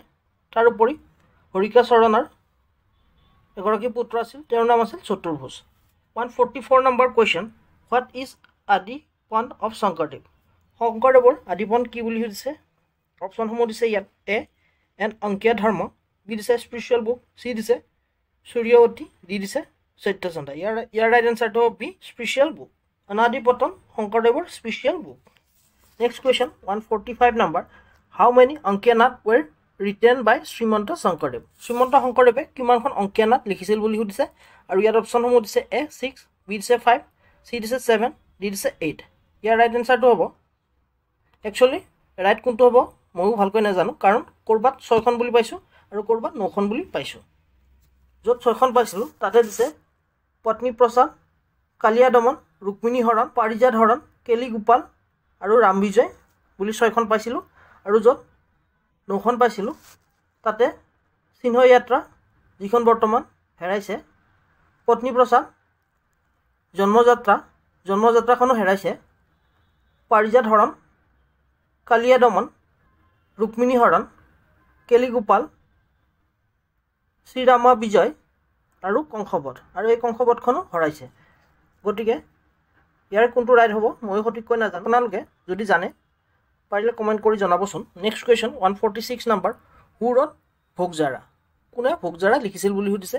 এ ফণী শৰ্মা, বি দিছে বিষ্ণু প্ৰসাদ ৰাভা, চি দিছে অৰুণ শৰ্মা, ডি দিছে যুগল দাস। ইয়াৰ ৰাইট এনচাৰটো হ'ব এ ফণী শৰ্মা। ফণী শৰ্মাই ভোগজাৰা লিখিছিল। নেক্সট কুৱেশ্যন 147 নম্বৰ, মণিকাঞ্চন সংযোগ নন হুইচ ফেমাছ ইনচিডেণ্ট? মণিকাঞ্চন সংযোগ কোনটো বিখ্যাত ঘটনাক্ৰমক সূচায় বুলি সুধিছে আৰু ইয়াত অপশ্যনসমূহ দিছে A meeting of Sankardev with মাধৱদেৱ, বি দিছে writing of Ankiya Naat by Sankardev, C দিছে marriage ceremony of Sankardev, D দিছে কম্পজিশ্যন অফ বৰগীত বাই মাধৱদেৱ। ইয়াৰ ৰাইট এনচাৰটো হ'ব A meeting of Sankardev with মাধৱদেৱ। শংকৰদেৱ আৰু মাধৱদেৱৰ যি মিলন হৈছিল সেই মিলনকে মণিকাঞ্চন সংযোগ বুলিও কোৱা হয় আৰু এই মণিকাঞ্চন সংযোগ মাজুলীৰ ধুবাহাটা বেলগুৰিত হৈছিল। নেক্সট কুৱেশ্যন 148 নম্বৰ, বিদ্ৰোহী কবি বা ইংলিছত revolutionary poet in Assamese language non which poet? বিদ্ৰোহী কবি বুলি অসমীয়াত বা অসমীয়া ভাষাত কোনজন কবিক কোৱা হয় বুলি সুধিছে? এ বিষ্ণুপ্ৰসাদ ৰাভা, বি দিছে অম্বিকাগিৰি ৰায়চৌধুৰী, চি দিছে কমলাকান্ত ভট্টাচাৰ্য, ডি দিছে কনকলাল বৰুৱা। ইয়াৰ ৰাইট এনচাৰ হ'ব এ অম্বিকাগিৰি ৰায়চৌধুৰী। অম্বিকাগিৰি ৰায়চৌধুৰীকে বিদ্ৰোহী কবি নামেৰে জনা যায় আৰু তেওঁ 18 ডিচেম্বৰ 1858 জন্ম লাভ কৰিছিল আৰু তেওঁ 2 জানুৱাৰী 1967 মৃত্যুবৰণ কৰে। তেওঁ অসম কেশৰী নামেৰেও জনা যায়। 1950 চনৰ অসম সাহিত্য সভাত তেওঁ সভাপতি হিচাপে কাৰ্যভাৰ গ্ৰহণ কৰে। তদুপৰি তেওঁ 1965 সাহিত্য একাডেমী বঁটা লাভ কৰিবলৈ সক্ষম হয়। Next question 149 number, which ideal person of Assam is known as কলাগুৰু?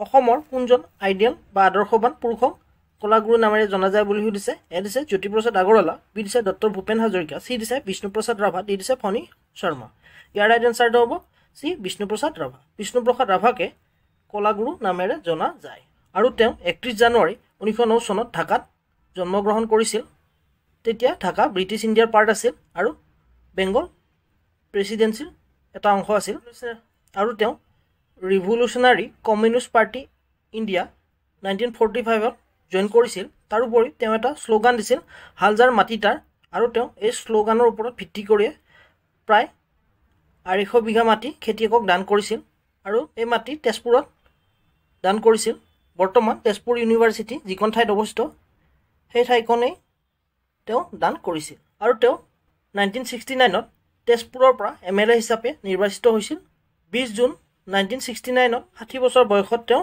মৃত্যুবৰণ কৰে next question 150 number who make the first Assamese film Joymoti কোনে প্ৰথম অসমীয়া ফিল্ম জয়মতী নিৰ্মাণ কৰিছিল বুলি সুধিছে আৰু ইয়াৰ অপশ্যনসমূহ দিছে এ বিৰাট শৰ্মা বি দিছে জ্যোতিপ্ৰসাদ আগৰৱালা চি দিছে বিষ্ণুপ্ৰসাদ ৰাভা ডি দিছে ভূপেন হাজৰিকা ইয়াৰ ৰাইট এনচাৰটো হ'ব বি জ্যোতিপ্ৰসাদ আগৰৱালা জ্যোতিপ্ৰসাদ আগৰৱালাই জয়মতী ফিল্মখন নিৰ্মাণ কৰিছিল আৰু এই ফিল্মখন 1935ত ৰিলিজ দিয়ে আৰু এইখন নিৰ্মাণ কৰিবৰ বাবে ভোলাগুৰি চাহ বাগিচাত তেওঁ এটি ষ্টুডিঅ' নিৰ্মাণ কৰিছিল আৰু সেই ষ্টুডিঅ'টোৰ নাম দিছিল চিত্ৰবন ষ্টুডিঅ' আৰু এই ষ্টুডিঅ'ত কাম কৰা লোকসকলৰ বাবে থকাৰ সা সুবিধা হোৱাকৈ দুটা ৰেষ্ট হাউচ সাজিছিল এটা সাজিছিল চাহপাত বাগানৰ ফেক্টৰীৰ ওচৰত য'ত পুৰুষসকলে বাস কৰিছিল আৰু আনটি সাজিছিল চাহাবৰ বাংলোৰ ওচৰত য'ত মহিলা আৰ্টিষ্ট ৰখা হৈছিল next question 151 number which community celebrated the Karam পূজা কোনটো কমিউনিটিয়ে কৰম পূজা চেলিব্ৰেট কৰে বুলি সুধিছে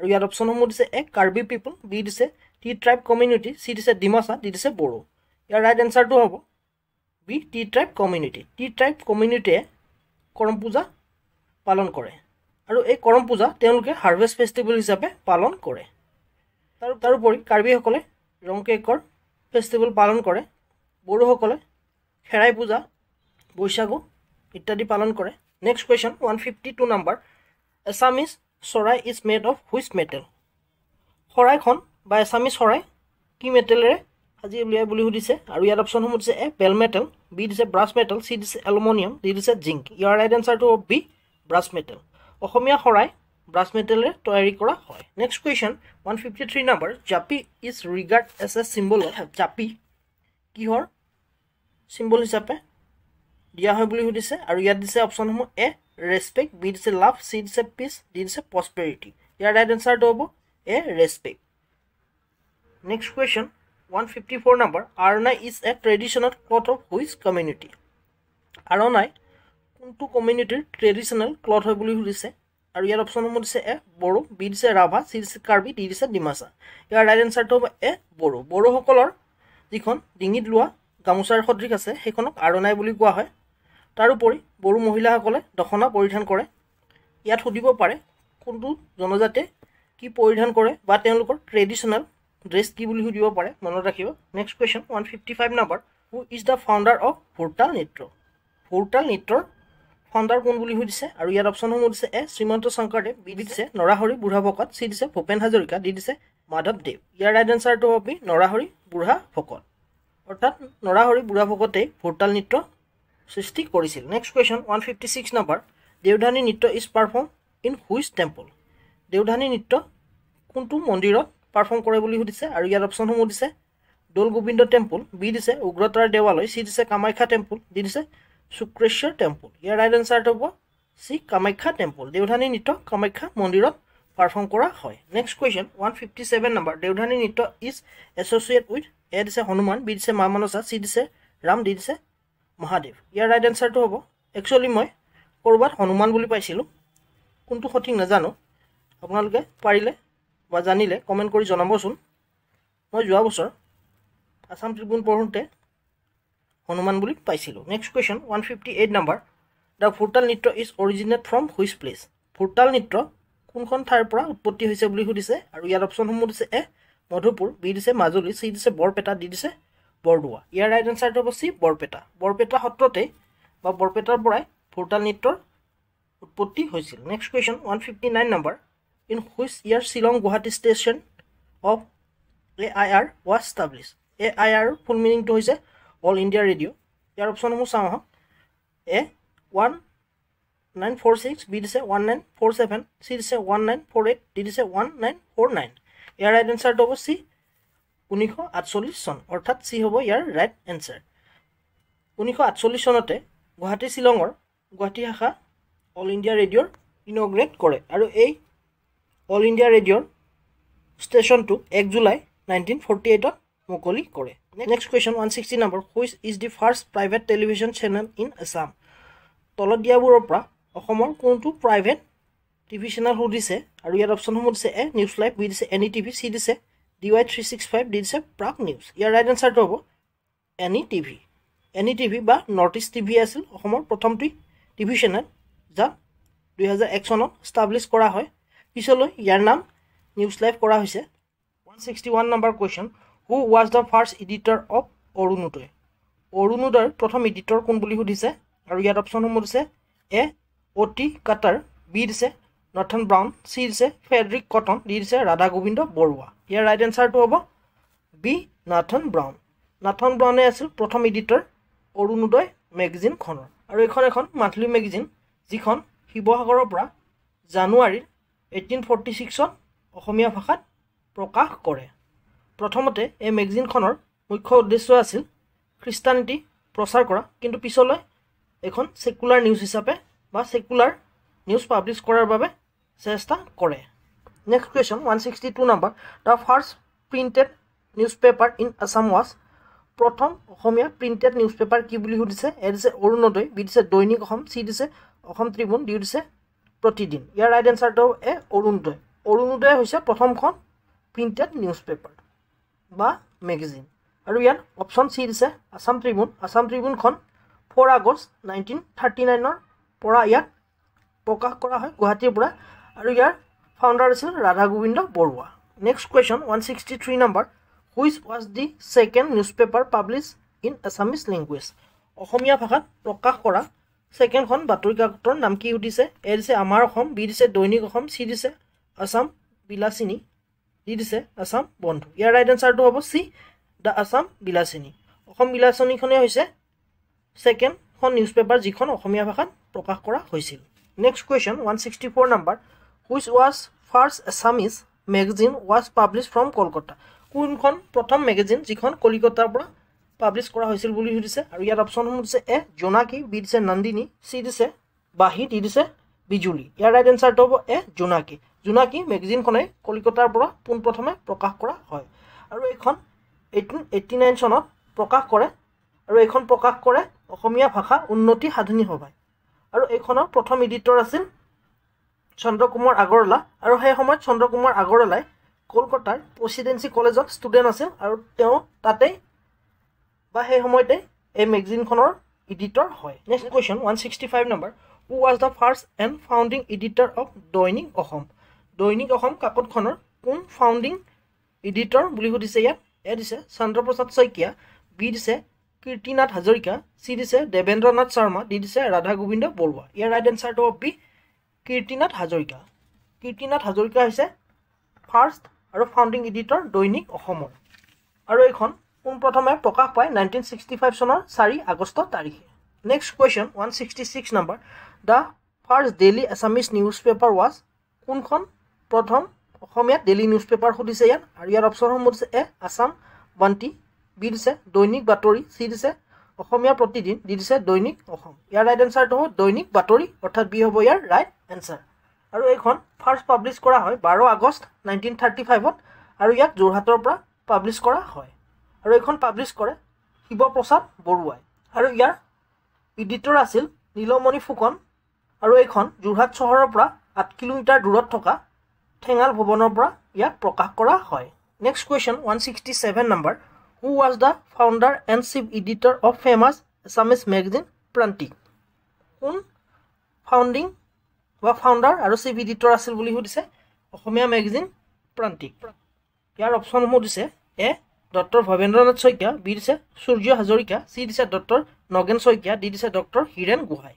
ইয়াৰ ৰাইট এনচাৰটো এ ভৱেন্দ্ৰনাথ শইকীয়া অৰ্থাৎ ডক্টৰ ভৱেন্দ্ৰনাথ শইকীয়া আছিল প্ৰান্তিক মেগাজিনখনৰ ফাউণ্ডাৰ আৰু চিফ এডিটৰ। এইখন প্ৰথম পাব্লিছ হৈছিল 1981 চনত আৰু ইয়াক বৰ্তমানলৈকেও প্ৰকাশ কৰি থকা হৈছে আৰু ই এভৰি 2 উইকত ইয়াক প্ৰকাশ কৰা হয় আৰু এইখন গুৱাহাটীৰ পৰা প্ৰকাশ পায়। Next question 168 number the highest circulated daily news paper in Assam is. অসমত হায়েষ্ট চাৰ্কুলেট হোৱা ডেইলি নিউজ পেপাৰ কোনখন সুধিছে? এ দিছে আছাম ট্ৰিবিউন, বি দিছে অসমীয়া প্ৰতিদিন, চি দিছে আমাৰ অসম, ডি দিছে দৈনিক অসম। ইয়াৰ ৰাইট এনচাৰটো হ'ব এ আছাম ট্ৰিবিউন। এই কুৱেশ্যনটো হয়তো অপশ্যন চেঞ্জো হ'ব পাৰে। আগতে মই 2 বছৰমান আগতে অসমীয়া প্ৰতিদিন বুলি পাইছিলোঁ, কিন্তু আজি চাওঁতে আছাম ট্ৰিবিউন বুলি পাইছোঁ আৰু অসম ট্ৰিবিউন বৰ্তমান 7 লাখটা কপি বা 7 লাখখন বাতৰি কাকত চাৰ্কুলেট হয়। Next question 169 number the first Assamese magazine introduce cartoon was. কোনখন প্ৰথম অসমীয়া মেগাজিন য'ত কাৰ্টুন ইন্ট্ৰডিউচ কৰা হৈছে বুলি সুধিছে? এ দিছে জোনাকী, বি দিছে বাঁহী, চি দিছে নন্দিনী, ডি দিছে বিজুলী। ইয়াৰ ৰাইট এনচাৰটো হ'ব একচুৱেলি মই জোনাকীও পাইছোঁ, জোনাকীতে প্ৰথম কাৰ্টুন ইন্ট্ৰডিউচ কৰা হয় বুলি পাইছোঁ আৰু কোনোবা এখন বুকছত মই বাঁহী বুলিও পাইছোঁ। মষ্ট প্ৰবেবলি জোনাকীয়ে হ'ব। চ' এইটো আপোনালোকে যদি জানে মোক কমেণ্ট কৰি জনাবচোন। Next question 170 number in which year the first Assamese newspaper Arunodoi was publish. Arunodoi প্ৰথমখন অসমীয়া কাকত যিখন শিৱসাগৰৰ পৰা পাব্লিছ হৈছিল সেইখন কেতিয়া পাব্লিছ হৈছিল বুলি সুধিছে আৰু ইয়াৰ অপশ্যনসমূহ দিছে এ 1845, বি দিছে 1846, চি দিছে 1856, ডি দিছে 1857। ইয়াৰ ৰাইট এনচাৰটো হ'ব বি 1846। 1846তে নথন ব্ৰাউনে শিৱসাগৰৰ পৰা খ্ৰীষ্টান ধৰ্ম প্ৰচাৰ প্ৰসাৰৰ বাবে অৰুণোদয় কাকতখন বা অৰুণোদয় মেগাজিনখন পাব্লিছ কৰে। পিছলৈ এখন ছেকুলাৰ নিউজো পাব্লিছ কৰিবলৈ চেষ্টা কৰে। Next question 171 number who was the first and founding editor of Assam Tribune. কোন প্ৰথম আৰু ফাউণ্ডিং এডিটৰ অসম ট্ৰিবিউনৰ সুধিছে আৰু ইয়াত অপশ্যনসমূহ দিছে এ ৰাধা গোবিন্দ বৰুৱা, বি দিছে ৰাধানাথ চেংকাকতি, চি দিছে লক্ষ্মীনাথ ফুকন, ডি দিছে দেৱেন্দ্ৰনাথ শৰ্মা। ইয়াৰ ৰাইট এনচাৰটো হ'ব চি লক্ষ্মীনাথ ফুকন। লক্ষ্মীনাথ ফুকনে হৈছে অসম ট্ৰিবিউনখনৰ ফাউণ্ডিং এডিটৰ আৰু ইয়াৰ ফাউণ্ডাৰ আছিল অপশ্যন এটো Radha Gobinda Barua. Next question 172 number in which year Guwahati Doordarshan Kendra was establish. কোনটো বৰ্ষত গুৱাহাটী দূৰদৰ্শন কেন্দ্ৰ ষ্টাব্লিছ কৰা হৈছিল বুলি সুধিছে আৰু ইয়াৰ অপশ্যনসমূহ দিছে এ দিছে 1982, অপশ্যনটো ইয়াত খেলি মেলি হৈ থাকিল, বিটো, চিটো দিছে 1983, বিটো দিছে 1984, ডিটো দিছে 1985। ইয়াৰ ৰাইট এনচাৰটো হ'ব ডি অৰ্থাৎ 1985। 1985তে গুৱাহাটী দূৰদৰ্শন কেন্দ্ৰ প্ৰথম কমিশ্যন কৰা হয় আৰু ইয়াক 24 মাৰ্চ 1985ত পাণবজাৰৰ পৰা ইয়াক চলোৱা হয় এটি ৰেণ্টেল বা এটি ভাড়াত ঘৰলৈ। Next question 173 number which is the first campus based community radio' station in north east. কোনটো campus based radio' station in north ইষ্টৰ বুলি সুধিছে? এ দিছে ৰেডিঅ' ব্ৰহ্মপুত্ৰ, বি দিছে জনতৰংগ, চি দিছে ৰেডিঅ' লুইট, ডি দিছে আকাশবাণী। ইয়াৰ ৰাইট এনচাৰটো হ'ব একচুৱেলি ইয়াত মই জনতৰংগ বুলিও পাইছোঁ আৰু এটা ৱেবছাইটত ৰেডিঅ' লুইট বুলিও পাইছোঁ, কিন্তু জনতৰংগটো হ'ব চাগে কাৰণ জনতৰংগটো 2009 চনত ষ্টাব্লিছ কৰা হয় আৰু গুৱাহাটী ইউনিভাৰ্চিটিত ৰেডিঅ' লুইট 2011 চনত মাৰ্চ মাহৰ 1 তাৰিখে ফৰ্মেলি লঞ্চ কৰা হয়। গতিকে জনতৰংগই হ'ব চাগে কাৰণ 2009 চনতেই জনতৰংগ ষ্টাব্লিছ কৰা হৈছিল। Next question 174 number in which year the headquarter of Shillong Guwahati all India radio' station was shift from Shillong to Guwahati. কোনটো বৰ্ষত Shillong Guwahati all India radio' ষ্টেচনৰ শ্বিফ্ট কৰা হৈছিল বুলি সুধিছে? এ দিছে 1952, বি দিছে 1953, চি দিছে 1954, ডি দিছে 1955। ইয়াৰ ৰাইট এনচাৰটো হ'ব বি 1953 অৰ্থাৎ 1953 চনতে গুৱাহাটী শ্বিলং ৰেডিঅ'ৰ গুৱাহাটী ব্ৰাঞ্চটো ষ্টাব্লিছ কৰা হয়।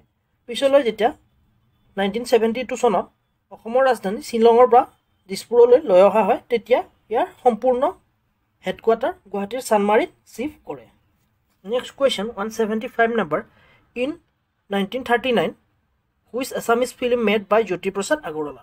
1939 চনত জ্যোতিপ্ৰসাদ আগৰৱালাই কোনখন অসমীয়া চিনেমা বনাইছিল বুলি সুধিছে? জয়মতীৰ পিছত আৰু ইয়াত অপশ্যনসমূহ দিছে এ জয়মতী, বি দিছে মনুমতী, চি দিছে ইন্দ্ৰমালতী, ডি দিছে এৰাবাটৰ সুৰ। ইয়াৰ ৰাইট এনচাৰটো হ'ব চি ইন্দ্ৰমালতী। 1939 চনত ৰূপকোঁৱৰ জ্যোতিপ্ৰসাদ আগৰৱালাই ইন্দ্ৰমালতী চিনেমাখন বনাইছিল আৰু এই ইন্দ্ৰমালতী চিনেমাখনৰ ইন্দ্ৰ আৰু মালতী দুটা মেইন কেৰেক্টাৰ আছিল। ইন্দ্ৰৰ চৰিত্ৰত অভিনয় কৰিছিল মেনভিৰাম বৰুৱা আৰু মালতীৰ চৰিত্ৰত ৰেচেশ্বৰী বৰুৱা হাজৰিকাই অভিনয় কৰিছিল। তাৰোপৰি ফণী শৰ্মা অভিনয় কৰিছিল। ফণী শৰ্মা ইন্দ্ৰজিতৰ ফ্ৰেণ্ড হিচাপে অভিনয় কৰিছিল আৰু এইখন ডাইৰেক্ট কৰিছিল Pramatheshwar Barua. Next question 176 number which is the first Assamese film to win the national film award for the best features film. Best features film হিচাপে কোনখন অসমীয়া ফিল্মে নেশ্যনেল এৱাৰ্ড লাভ কৰিছিল বুলি সুধিছে। এ দিছে ৰঙা পুলিচ, বি দিছে পিয়লি ফুকন, চি দিছে মনুমতি, ডি দিছে চামেলি মেমচাহাব। ইয়াৰ ৰাইট এনচাৰটো হ'ব এ ৰঙা পুলিচ। ৰঙা পুলিচখনেই বেষ্ট অসমীয়া ফিচাৰ্ছ ফিল্ম হিচাপে নেশ্যনেল ফিল্ম এৱাৰ্ড লাভ কৰিছিল আৰু এইটো কোনোবা এটি এক্সামত সুধিছে। আৰু এই ৰঙা পুলিচখনে 1958 চনত president silver medal for best features film in Assamese ভাষাত লাভ কৰে। Next question 177 number which was the first Assamese film to participate in an international film festival. কোনখন অসমীয়া ফিল্ম পোনপ্ৰথমে ইণ্টাৰনেশ্যনেল ফিল্ম ফেষ্টিভেলত পাৰ্টিচিপেট কৰে আৰু ইয়াত অপশ্যনসমূহ দিছে এ ডক্টৰ বেজবৰুৱা, বি দিছে মনুমতি, চি দিছে এৰাবাটৰ সুৰ, ডি দিছে হালধীয়া চৰাই বাওধান খায়। ইয়াৰ ৰাইট এনচাৰটো হ'ব চি এৰাবাটৰ সুৰ। এৰাবাটৰ সুৰখনেই প্ৰথম অসমীয়া ফিল্ম যিখন ইণ্টাৰনেশ্যনেল ফিল্ম ফেষ্টিভেলত পাৰ্টিচিপেট কৰে আৰু এইখন বাৰ্লিন ফিল্ম ফেষ্টিভেল 1959ত পুবেৰুনত পাৰ্টিচিপেট কৰে। সুধিব পাৰে ক'ত পাৰ্টিচিপেট কৰিছিল, বাৰ্লিনৰ পুবেৰুনত। Next question 178 number which first Assamese actor to win the best actress award in the national film award in 1992। আৰু ইয়াত অপশ্যনসমূহ দিছে এ ডক্টৰ শান্তনা বৰদলৈ, বি দিছে মলয়া গোস্বামী, চি দিছে আইদেউ সন্দিক, ডি দিছে মৃদুলা বৰুৱা। ইয়াৰ ৰাইট এনচাৰটো হ'ব B Malaya Goswami. Next question 179 number for which of the following film did doctor Bhupen Hazarika award the national best music composer. আৰু ইয়াত অপশ্যনসমূহ দিছে এ চামেলি মেমচাহাব, বি দিছে এৰাবাটৰ সুৰ, চি দিছে গজগামিনী, ডি দিছে অৰূপ। ইয়াৰ ৰাইট এনচাৰটো হ'ব এ চামেলি মেমচাহাব। চামেলি মেমচাহাব ফিল্মখনৰ বাবে ডক্টৰ ভূপেন হাজৰিকাই নেশ্যনেল বেষ্ট মিউজিক কম্প'জাৰ এৱাৰ্ডটি লাভ কৰে আৰু এই চংটোৱে ডক্টৰ ভূপেন হাজৰিকাই ৰচনা কৰিছিল আৰু ইয়াত মিউজিকো তেওঁৱেই দিছিল। Next question 180 number third Assamese film Manomati was directed by হোম। তৃতীয়খন অসমীয়া ফিল্ম মনুমতি সেইখন কোনে ডাইৰেক্ট কৰিছিল বুলি সুধিছে আৰু ইয়াত অপশ্যনসমূহ দিছে এ ৰোহিণী কুমাৰ বৰুৱা, বি দিছে প্ৰভাত মুখাৰ্জী, চি দিছে ফণী শৰ্মা, ডি দিছে ডক্টৰ ভূপেন হাজৰিকা। ইয়াৰ ৰাইট এনচাৰটো হ'ব এ ৰোহিণী কুমাৰ বৰুৱা। ৰোহিণী কুমাৰ বৰুৱাই তৃতীয়খন অসমীয়া ফিল্ম যিখনৰ নাম মনুমতি সেইখন ডাইৰেক্ট কৰি। 181 number question which was the first Assamese colour film. তলত দিয়াবোৰৰ পৰা কোনখন প্ৰথম অসমীয়া কালাৰ ফিল্ম সুধিছে আৰু ইয়াত অপশ্যনসমূহ দিছে এ সন্ধ্যাৰাগ, বি দিছে পাপৰি, চি দিছে ভাইটি, ডি দিছে অৰণ্য। ইয়াৰ ৰাইট এনচাৰটো হ'ব চি ভাইটি। ভাইটিয়ে হৈছে অসমীয়া প্ৰথমখন কালাৰ ফিল্ম আৰু এইখন 1972 চনত পাব্লিছ কৰে আৰু ডাইৰেক্ট কৰিছিল কমল চৌধুৰীয়ে। Next question 182 number in which year Assam get its first IT policy. কোনটো বৰ্ষত অসমে প্ৰথম IT পলিচি লাভ কৰিছিল আৰু ইয়াৰ অপশ্যনসমূহ এ 2000, বি দিছে 2001, চি দিছে 2009, ডি দিছে 2010। ইয়াৰ ৰাইট এনচাৰটো হ'ব এ 2000। অসমে 2000 চনতে ফাৰ্ষ্ট IT পলিচি লাভ কৰিছিল। ITৰ ফুল মিনিংটো হৈছে information technology policy. Next question 183 number the first female music director of an Assamese film was.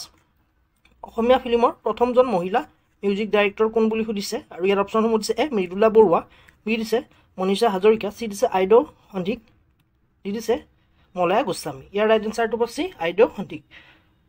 আইদেউ সন্দিকৈ হৈছে প্ৰথমজন অসমীয়া মহিলা যিগৰাকীয়ে অসমীয়া মিউজিক ডাইৰেক্ট কৰিছিল আৰু তেওঁ 1950 চনত কেৰিয়াৰ ষ্টাৰ্ট কৰে এজ এ ছিংগাৰ আৰু পিছলৈ তেওঁ মিউজিকো কম্প'জ কৰিবলৈ লয়। Next question 184 number who direct Assamese film doctor Bezbarua. Asomiya film doctor Bezbarua কোনে ডাইৰেক্ট কৰিছিল বুলি সুধিছে আৰু ইয়াৰ অপশ্যনসমূহ দিছে এ নিপন বৰুৱা, বি দিছে নিপন গোস্বামী, চি দিছে ব্ৰজেন বৰুৱা, ডি দিছে সুব্ৰত কাকতি। ইয়াৰ ৰাইট এনচাৰটো হ'ব চি ব্ৰজেন বৰুৱা। ডক্টৰ বেজবৰুৱা ফিল্মখন ব্ৰজেন বৰুৱাই ডাইৰেক্ট কৰিছিল আৰু ডক্টৰ বেজবৰুৱা 2খন যিখন 2023 চনত ৰিলিজ হৈছিল সেইখন নিপন গোস্বামীয়ে অভিনয় আৰু ডাইৰেক্টো কৰিছিল। তাৰোপৰি আদিল হুছেইন, জুবিন গাৰ্গ, কিংখিনি গোস্বামী, সিদ্ধাৰ্থ ইত্যাদিয়ে অভিনয় কৰিছিল। ইয়াত সুধিব পাৰে ডক্টৰ বেজবৰুৱা কোনে ডাইৰেক্ট কৰিছিল বা ডক্টৰ বেজবৰুৱাটো কোনে ডাইৰেক্ট কৰিছিল আৰু এই ডক্টৰ বেজবৰুৱাখন 1969 ৰিলিজ দিয়ে next question 185 number question under whose rule did the Chinese traveller Hiuen Tsang visit Assam in 7th century কাৰ শাসনৰ সময়ত হিউৱেন চাঙে অসম ভিজিট কৰিছিল বুলি সুধিছে যিগৰাকী চাইনিজ ট্ৰেভেলাৰ আছিল আৰু ইয়াৰ অপশ্যনসমূহ দিছে এ পুষ্য বৰ্মন বি দিছে সমুদ্ৰ বৰ্মন চি দিছে বাল বৰ্মন ডি দিছে ভাস্কৰ বৰ্মন ইয়াৰ ৰাইট এনচাৰটো হ'ব ডি ভাস্কৰ বৰ্মনৰ শাসনকালতে হিউৱেন চাঙে অসম ভ্ৰমণ কৰিছিল তাৰোপৰি নৰ্থ ইণ্ডিয়াত হৰ্ষবৰ্ধনে শাসন কৰি আছিল আৰু সাউথ ইণ্ডিয়া বিশেষকৈ অন্ধ্ৰপ্ৰদেশ তামিলনাডু ইত্যাদিত পুলকেশন টুৱে শাসন কৰি আছিল next question 186 number in first which British officer try to establish the education system in Assam কোনজন ব্ৰিটিছ অফিচাৰে প্ৰথম এডুকেশ্যন ছিষ্টেম ষ্টাব্লিছ কৰিবলৈ ট্ৰাই কৰিছিল বুলি সুধিছে আৰু ইয়াৰ অপশ্যনসমূহ দিছে এ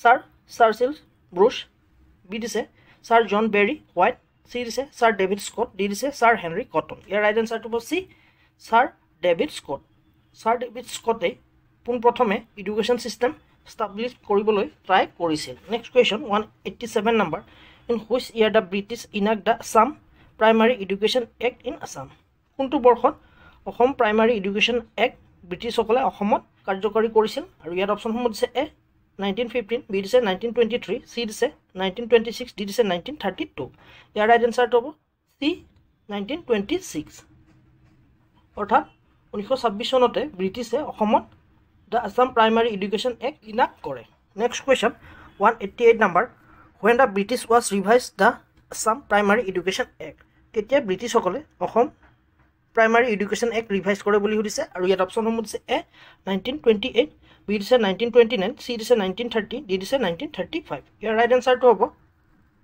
চি 1930 অৰ্থাৎ 1930 চনতে ব্ৰিটিছে Assam primary education act revise কৰিছিল আৰু এই এক্টখন 1926 চনত পাছ হৈছিল আৰু ইয়াত 1930 চনত কাৰ্যকৰী কৰা হয় next question 189 number in early 19 the American Baptist missionary under Nathan Brown and Oliver Cutter came to Assam set up how many school in Sivasagar 90 দশকত American Baptist missionary Nathan Brown আৰু অলিভ কাৰ্টাৰে অসমত আহিছিল আৰু শিৱসাগৰত কেইখন স্কুল ষ্টাব্লিছ কৰিছিল বুলি সুধিছে আৰু ইয়াত অপশ্যনসমূহ দিছে এ 12খন বি দিছে 14খন চি দিছে 16খন ডি দিছে 22খন ইয়াৰ ৰাইট এনচাৰটো হ'ব 14খন অৰ্থাৎ বি হ'ব ইয়াৰ ৰাইট এনচাৰ আৰু মই এটা চৰ্চত বহুতো বুলি পাইছোঁ স্পেচিয়েলি পইণ্ট আউট কৰি দিয়া নাই কেইখন বুলি কিন্তু কোনোবা এটা চৰ্চত 14খন বুলিও পাইছোঁ next question 190 number after independence when was the Assam Basic Education Act adopted by government স্বাধীনতাৰ পিছত আছাম বেচিক এডুকেশ্যন এক্ট চৰকাৰে কেতিয়া এডপ্ট কৰে বুলি সুধিছে আৰু ইয়াৰ অপশ্যনসমূহ দিছে এ 1948 বি দিছে 1945 চি দিছে 1959 ডি দিছে 1960 ইয়াৰ ৰাইট এনচাৰটো হ'ব বি 1954 অৰ্থাৎ ইণ্ডিপেণ্ডেঞ্চৰ পিছত অসম চৰকাৰে আছাম বেচিক এডুকেশ্যন এক্ট 1954ত এডপ্ট কৰে next question 191 number when was the Assam Elementary Education Act passed by the government Assam Elementary Act গভৰ্ণমেণ্টে কেতিয়া পাছ কৰে বুলি সুধিছে আৰু ইয়াৰ অপশ্যনসমূহ দিছে এ 1968 বি দিছে 1964 চি দিছে 1972 ডি দিছে 1984 আৰু ইয়াৰ ৰাইট এনচাৰটো হ'ব এ 1968 অৰ্থাৎ 1968 চনতে আছাম চৰকাৰে আছাম এলিমেণ্টাৰী এডুকেশ্যন এক্ট পাছ কৰে next question 192 number in which year government of Assam constitute the directorate of elementary education Assam কোনটো বৰ্ষত ডাইৰেক্টৰেট অফ এলিমেণ্টাৰী এডুকেশ্যন সৃষ্টি কৰা হৈছিল বুলি সুধিছে আৰু ইয়াৰ অপশ্যনসমূহ দিছে এ 1957 বি দিছে 1977 চি দিছে 1967 ডি দিছে 1987 ইয়াৰ ৰাইট এনচাৰটো হ'ব B 1977 next question 193 number in which year the district primary education program চমুকৈ DPEP was launch in Assam কোনটো বৰ্ষত ডিষ্ট্ৰিক্ট প্ৰাইমাৰী এডুকেশ্যন প্ৰগ্ৰাম অৰ্থাৎ DPEP অসমত লঞ্চ কৰা হৈছিল বুলি সুধিছে আৰু ইয়াৰ অপশ্যনসমূহ দিছে এ 1994 to 1995 বি দিছে 1998 to 1999 চি দিছে 1997 to 1998 ডি দিছে 2004 to 2005 ইয়াৰ ৰাইট এনচাৰটো হ'ব এ 1994 to 1995 next question 194 number under the Assam Secondary Education Act 1961 which statutory organization was established Assam Secondary Education Act 1961 মতে কোনটো অৰ্গেনাইজেশ্যন ষ্টাব্লিছ কৰা হৈছিল বুলি সুধিছে আৰু তলত অপশ্যনসমূহ দিছে RMSA, বি দিছে HSEC, চি দিছে SSA, ডি দিছে SEBA। ইয়াৰ ৰাইট এনচাৰটো হ'ব ডি SEBA, যাক আমি সেৱা বুলি কওঁ আৰু ইয়াৰ হেড অফিচ বৰ্তমান বামুণী মৈদামত অৱস্থিত।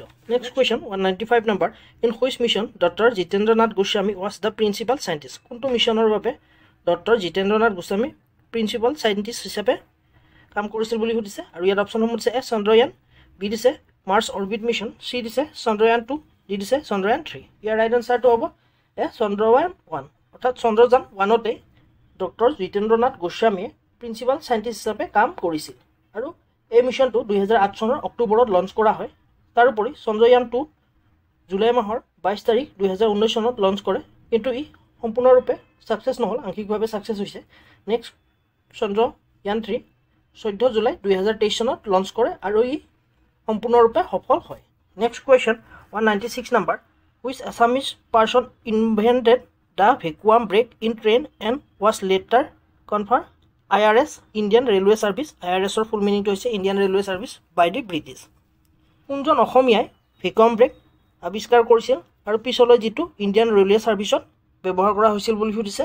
এ গুৰুপ্ৰসাদ দাস, বি দিছে হৰিপ্ৰসাদ দাস, চি দিছে গুৰুচৰণ দাস, ডি দিছে জ্যোতিপ্ৰসাদ দাস। ইয়াৰ ৰাইট এনচাৰটো হ'ব এ গুৰুপ্ৰসাদ দাস। গুৰুপ্ৰসাদ দাসেই ভেকুৱাম ব্ৰেকৰ আৱিষ্কাৰ কৰিছিল, যি পিছলৈ ইণ্ডিয়ান ৰেলৱেৰ ছাৰ্ভিচত ব্যৱহাৰ কৰা হয় আৰু এই গুৰুপ্ৰসাদ দাসৰ নামৰ অনুসৰিয়ে এই ব্ৰেকৰ নাম চমুকৈ GP ব্ৰেক ৰখা হয়। Next question 197 number, which is the first engineering college in Assam. অসমত কোনখন প্ৰথম ইঞ্জিনিয়াৰিং কলেজ সুধিছে আৰু ইয়াত অপশ্যনসমূহ দিছে এ আছাম ইঞ্জিনিয়াৰিং কলেজ আৰু চমুকৈ পাব পাৰে আপোনালোকে AEC, যিখন বৰ্তমান জালুকবাৰীত আছে, বি দিছে IIT গুৱাহাটী, যিখন বৰ্তমান আমিনগাঁৱত অৱস্থিত, C Jorhat engineering college, D দিছে NIT শিলচৰ। ইয়াৰ ৰাইট এনচাৰটো হ'ব এ আছাম ইঞ্জিনিয়াৰিং কলেজ, অৰ্থাৎ আছাম ইঞ্জিনিয়াৰিং কলেজখনে হৈছে অসমৰ প্ৰথমখন ইঞ্জিনিয়াৰিং কলেজ আৰু এই ইঞ্জিনিয়াৰিং কলেজখন 1955 চনত গুৱাহাটীৰ জালুকবাৰীত ইয়াক ষ্টাব্লিছ কৰা হয়। তাৰোপৰি IIT গুৱাহাটী 1994ত ষ্টাব্লিছ কৰা হয় আৰু ই অসম চুক্তিৰ আধাৰত ইয়াক ষ্টাব্লিছ কৰা হয়। যোৰহাট ইঞ্জিনিয়াৰিং কলেজ 1916 অসম চৰকাৰে যোৰহাটত ইয়াক ষ্টাব্লিছ কৰে আৰু NIT শিলচৰ 1967ত শিলচৰত ইয়াক ষ্টাব্লিছ কৰা হয়। Next question 198 number, which of the following institution was set up under the Assam accord sign in 1985। Assam accord যিখন 1985ত স্বাক্ষৰিত হৈছিল, সেইখনৰ অনুসৰি অসমত কোনখন ইনষ্টিটিউশ্যন ছেট আপ কৰা হৈছিল বুলি সুধিছে তলত দিয়াবোৰৰ পৰা আৰু ইয়াত অপশ্যনসমূহ দিছে এ NIT শিলচৰ, বি দিছে IIT গুৱাহাটী, চি দিছে JEC, ডি দিছে CIT কোকৰাঝাৰ। ইয়াৰ ৰাইট এনচাৰটো হ'ব বি IIT গুৱাহাটী। IIT গুৱাহাটীকে অসম চুক্তিৰ আধাৰত ষ্টাব্লিছ কৰা এটি ইনষ্টিটিউশ্যন বুলি কোৱা হয় আৰু ইয়াক 1994ত ষ্টাব্লিছ কৰা হয়। Next question 199 number, who direct the famous Assamese film Raghupati. Famous Asomiya film Raghupati এখন কোনে ডাইৰেক্ট কৰিছিল বুলি সুধিছে আৰু ইয়াত অপশ্যনসমূহ দিছে এ নিপন গোস্বামী, বি দিছে অভিজিৎ ভট্টাচাৰ্য, চি দিছে মুনীন বৰুৱা, ডি দিছে সুব্ৰত কাকতি বা চমুকৈ SUV। ইয়াৰ ৰাইট এনচাৰটো হ'ব D Subrata Kakati. Asomiya famous film ৰঘুপতিক সুব্ৰত কাকতিয়ে ডাইৰেক্ট কৰিছিল। Next question 200 number, in Raghupati movie who play main leading roll.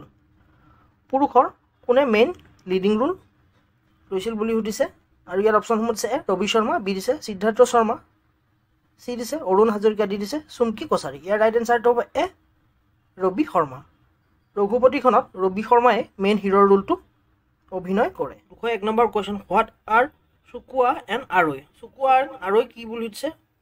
এ দিছে কাইণ্ড অফ ৰাইচ, বি দিছে টাইপ অফ ফ্ৰুইট, চি দিছে পেডি, ডি দিছে টাইপ অফ ফুড। ইয়াৰ ৰাইট এনচাৰটো হ'ব এ টাইপ অফ বা kind of rice. Next question 202 number, চাৰ্জ pani belong to which community. সাজৰ পানী কোনটো কমিউনিটিৰ পৰা বিলং কৰে বুলি সুধিছে বা কোনটো কমিউনিটিৰ হয়। ইয়াত অপশ্যনসমূহ দিছে এ তিৱা, বি দিছে মিচিং, চি দিছে আহোম, ডি দিছে কাৰ্বি। ইয়াৰ ৰাইট এনচাৰটো হ'ব চি আহোম। সাজৰ পানী হৈছে আহোমসকলৰ এবিধ পনীয়া মদ, যাক সাজপানী বুলি কোৱা হয়। Next question 203 number, what is Jou. ইয়াত আপোনালোকে ক'ৰবাত জৌ নাপায়, যৌডিমা বুলিও পাব পাৰে। জৌ কি বুলি সুধিছে। এ দিছে ৰাইচ বিয়াৰ, বি দিছে অইল, চি দিছে টাইপ অফ টি, ডি দিছে ফ্ৰুইট। ইয়াৰ ৰাইট এনচাৰটো হ'ব এ ৰাইচ বিয়াৰ। যৌডিমা হৈছে ৰাইচ বিয়াৰ আৰু এই ৰাইচ বিয়াৰ হৈছে ডিমাচাসকলৰ এবিধ ট্ৰেডিশ্যনেল বিয়াৰ আৰু ইয়াক 2021 চনত GI টেগ লাভ কৰে। Next question 204 number for what Majuli is famous. কিহৰ বাবে মাজুলী ফেমাছ সুধিছে আৰু ইয়াৰ অপশ্যনসমূহ দিছে এ সত্ৰ, বি দিছে মাৰ্কেট, চি দিছে থিয়েটাৰ, ডি দিছে এডুকেশ্যন। ইয়াৰ ৰাইট এনচাৰটো হ'ব এ সত্ৰ। মাজুলী বিশেষকৈ সত্ৰৰ বাবে জনা যায়, সেয়েহে মাজুলীক সত্ৰ নগৰী বুলি কোৱা হয়। তাৰোপৰি মাজুলীত এখন কালচাৰেল ইউনিভাৰ্চিটি ষ্টাব্লিছ কৰিছে। 205 নম্বৰ হোৱাট ইজ খৰিচা। খৰিচা কি বুলি সুধিছে আৰু ইয়াৰ অপশ্যনসমূহ দিছে এ বেম্বো শ্বুট পিকল, বি দিছে মেংগো পাউডাৰ, চি দিছে খাৰ, ডি দিছে ভেজিটেবল। ইয়াৰ ৰাইট এনচাৰটো হ'ব এ বেম্বো শ্বুট পিকল। বাঁহৰ গজাৰ যিটো আচাৰ তাকে খৰিচা বুলি কোৱা হয়। 206 number question scientific name of battle নাট ইজ। চাইণ্টিফিক নেম কি সুধিছে বেটেল নাটৰ। বেটেল নাট মানে হৈছে তামোল। তামোলৰ চাইণ্টিফিক নামটো কি সুধিছে, ইয়াত সুধিব পাৰে কাৰণ চাহৰ চাইণ্টিফিক নাম সুধিছে কেইবাটাও এক্সামত, আৰু যিহেতু অসমত তামোল প্ৰচুৰ পৰিমাণে পোৱা যায় গতিকে তামোলটো মনত ৰাখিব। আৰু ইয়াত অপশ্যনসমূহ দিছে এ ইৰাকা কেচু, বি দিছে বেটেল কেচু, চি দিছে নোট ইৰাকা, ডি দিছে বেটেল কেচু। ইয়াৰ ৰাইট এনচাৰটো হ'ব এ ইৰাকা কেচু। ইৰাকা কেটেচুৱে হৈছে চাইণ্টিফিক নেম অফ বেটেল নাট বা তামোলৰ চাইণ্টিফিক নাম। Next question 207 number which tribe use Apong. কোনটো ট্ৰাইবে আপং ব্যৱহাৰ কৰে বুলি সুধিছে। এ দিছে মিচিং, বি দিছে ডিমাচা, চি দিছে আহোম, ডি দিছে তিৱা। ইয়াৰ ৰাইট এনচাৰটো হ'ব এ মিচিং। অসমৰ মিচিং জনজাতিসকলে আপং পনীয় দ্ৰব্যবিধ ব্যৱহাৰ কৰে আৰু এইবিধো হৈছে traditional beer. Next question 208 number most important ingredient of পানী টেঙা ইজ। পানী টেঙাৰ মষ্ট ইম্পৰ্টেণ্ট ইনগ্ৰিডিয়েণ্ট কি বুলি সুধিছে আৰু ইয়াৰ অপশ্যনসমূহ দিছে এ চেচম, চেচম মানে হৈছে তিল, বি দিছে অইল, চি দিছে মেংগো, ডি দিছে মাষ্টাৰ চিড। আৰু ইয়াৰ ৰাইট এনচাৰটো হ'ব দি মাষ্টাৰ চিড। সৰিয়হ বা মাষ্টাৰ চিডে হৈছে পানী টেঙাৰ main ingredient. Next question 209 number which of the most popular sweet dish from Assam. অসমৰ পৰা কোনটো মষ্ট পপুলাৰ চুইট ডিছ বুলি সুধিছে। এ দিছে পিঠা, বি দিছে লাড়ু, চি দিছে জলপান, ডি দিছে গুড়। ইয়াৰ ৰাইট এনচাৰটো হ'ব এ পিঠা। অসমৰ পৰা পপুলাৰ ডিছবিধ হৈছে পিঠা। Next question 210 number what is the taste of the leafy vegetable চুকা। চুকাৰ টেষ্টটো কেনেকুৱা বুলি সুধিছে। এ দিছে চুইট, বি দিছে চল্টি, চি দিছে বাটাৰ, ডি দিছে চ'ৰ। ইয়াৰ ৰাইট এনচাৰটো হ'ব দি চ'ৰ। অসমীয়াত চুকাক ইংলিছত চ'ৰ বুলি কোৱা হয়। Next question 211 number which district is famous for ivory craft.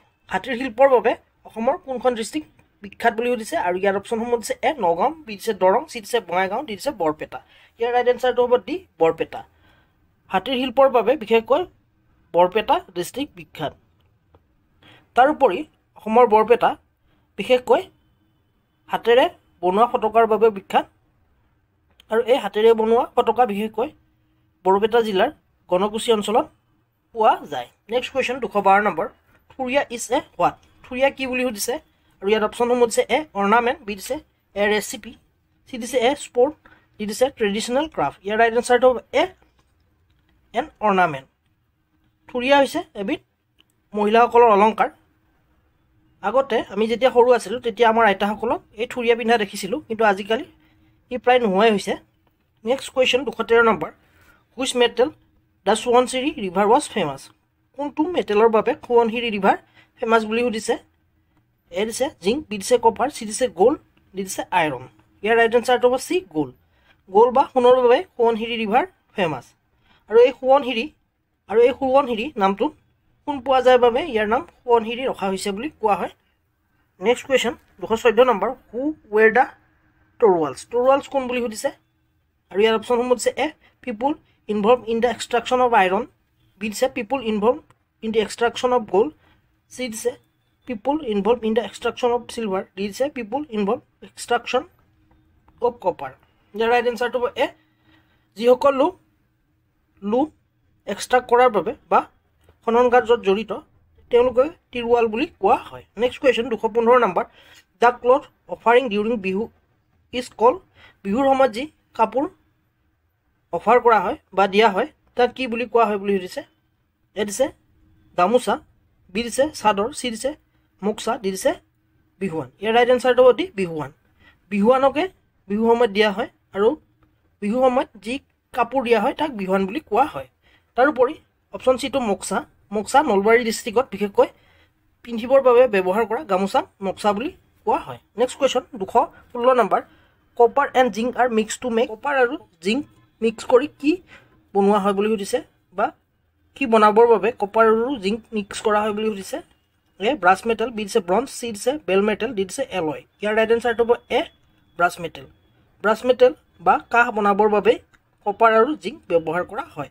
আৰু ইয়াত কপাৰ 80% আৰু জিংক 20% লৈ বনোৱা হয়, বা 80:20 অনুপাতত লৈ কাঁহ তৈয়াৰ কৰা হয়। Next 217 number question, for what is Sualkuchi famous? Sualkuchi বা শুৱালকুছি কিহৰ বাবে ফেমাছ বুলি সুধিছে। আৰু ইয়াত অপশ্যনসমূহ দিছে এ ব্ৰাছ মেটেল, বি দিছে চিল্ক, চি দিছে বেল মেটেল, ডি দিছে চিলভাৰ। ইয়াৰ ৰাইট এনচাৰটো হ'ব বি চিল্ক। শুৱালকুছি পাট মুগাৰ বাবে বিখ্যাত। Next question 218 number, for what Sarthebari is famous? কিহৰ বাবে সৰ্থেবাৰী বিখ্যাত বুলি সুধিছে। আৰু ইয়াত অপশ্যনসমূহ দিছে এ দিছে ব্ৰাছ মেটেল, বি দিছে বেল মেটেল, চি দিছে গ'ল্ড, ডি দিছে চিলভাৰ। ইয়াৰ ৰাইট এনচাৰটো হ'ব এ ব্ৰাছ মেটেল। কাঁহ শিল্পৰ বাবে বিশেষকৈ অসমৰ সৰ্থেবাৰী বিখ্যাত। Next question 219 number, which place is famous for litchi? অসমৰ কোনখন ঠাই লেচুৰ বাবে ফেমাছ বুলি সুধিছে। আৰু ইয়াৰ অপশ্যনসমূহ দিছে এ তেজপুৰ, বি দিছে মংগলদৈ, চি দিছে নগাঁও, ডি দিছে লখিমপুৰ। ইয়াৰ ৰাইট এনচাৰটো হ'ব এ তেজপুৰ। অসমৰ বিশেষকৈ তেজপুৰ লিচিৰ বাবে ফেমাছ। আৰু এই অসমৰ লিচিয়ে বা এই অসমৰ তেজপুৰৰ লিচিয়ে GI টেগ লাভ কৰিবলৈ সক্ষম হয়।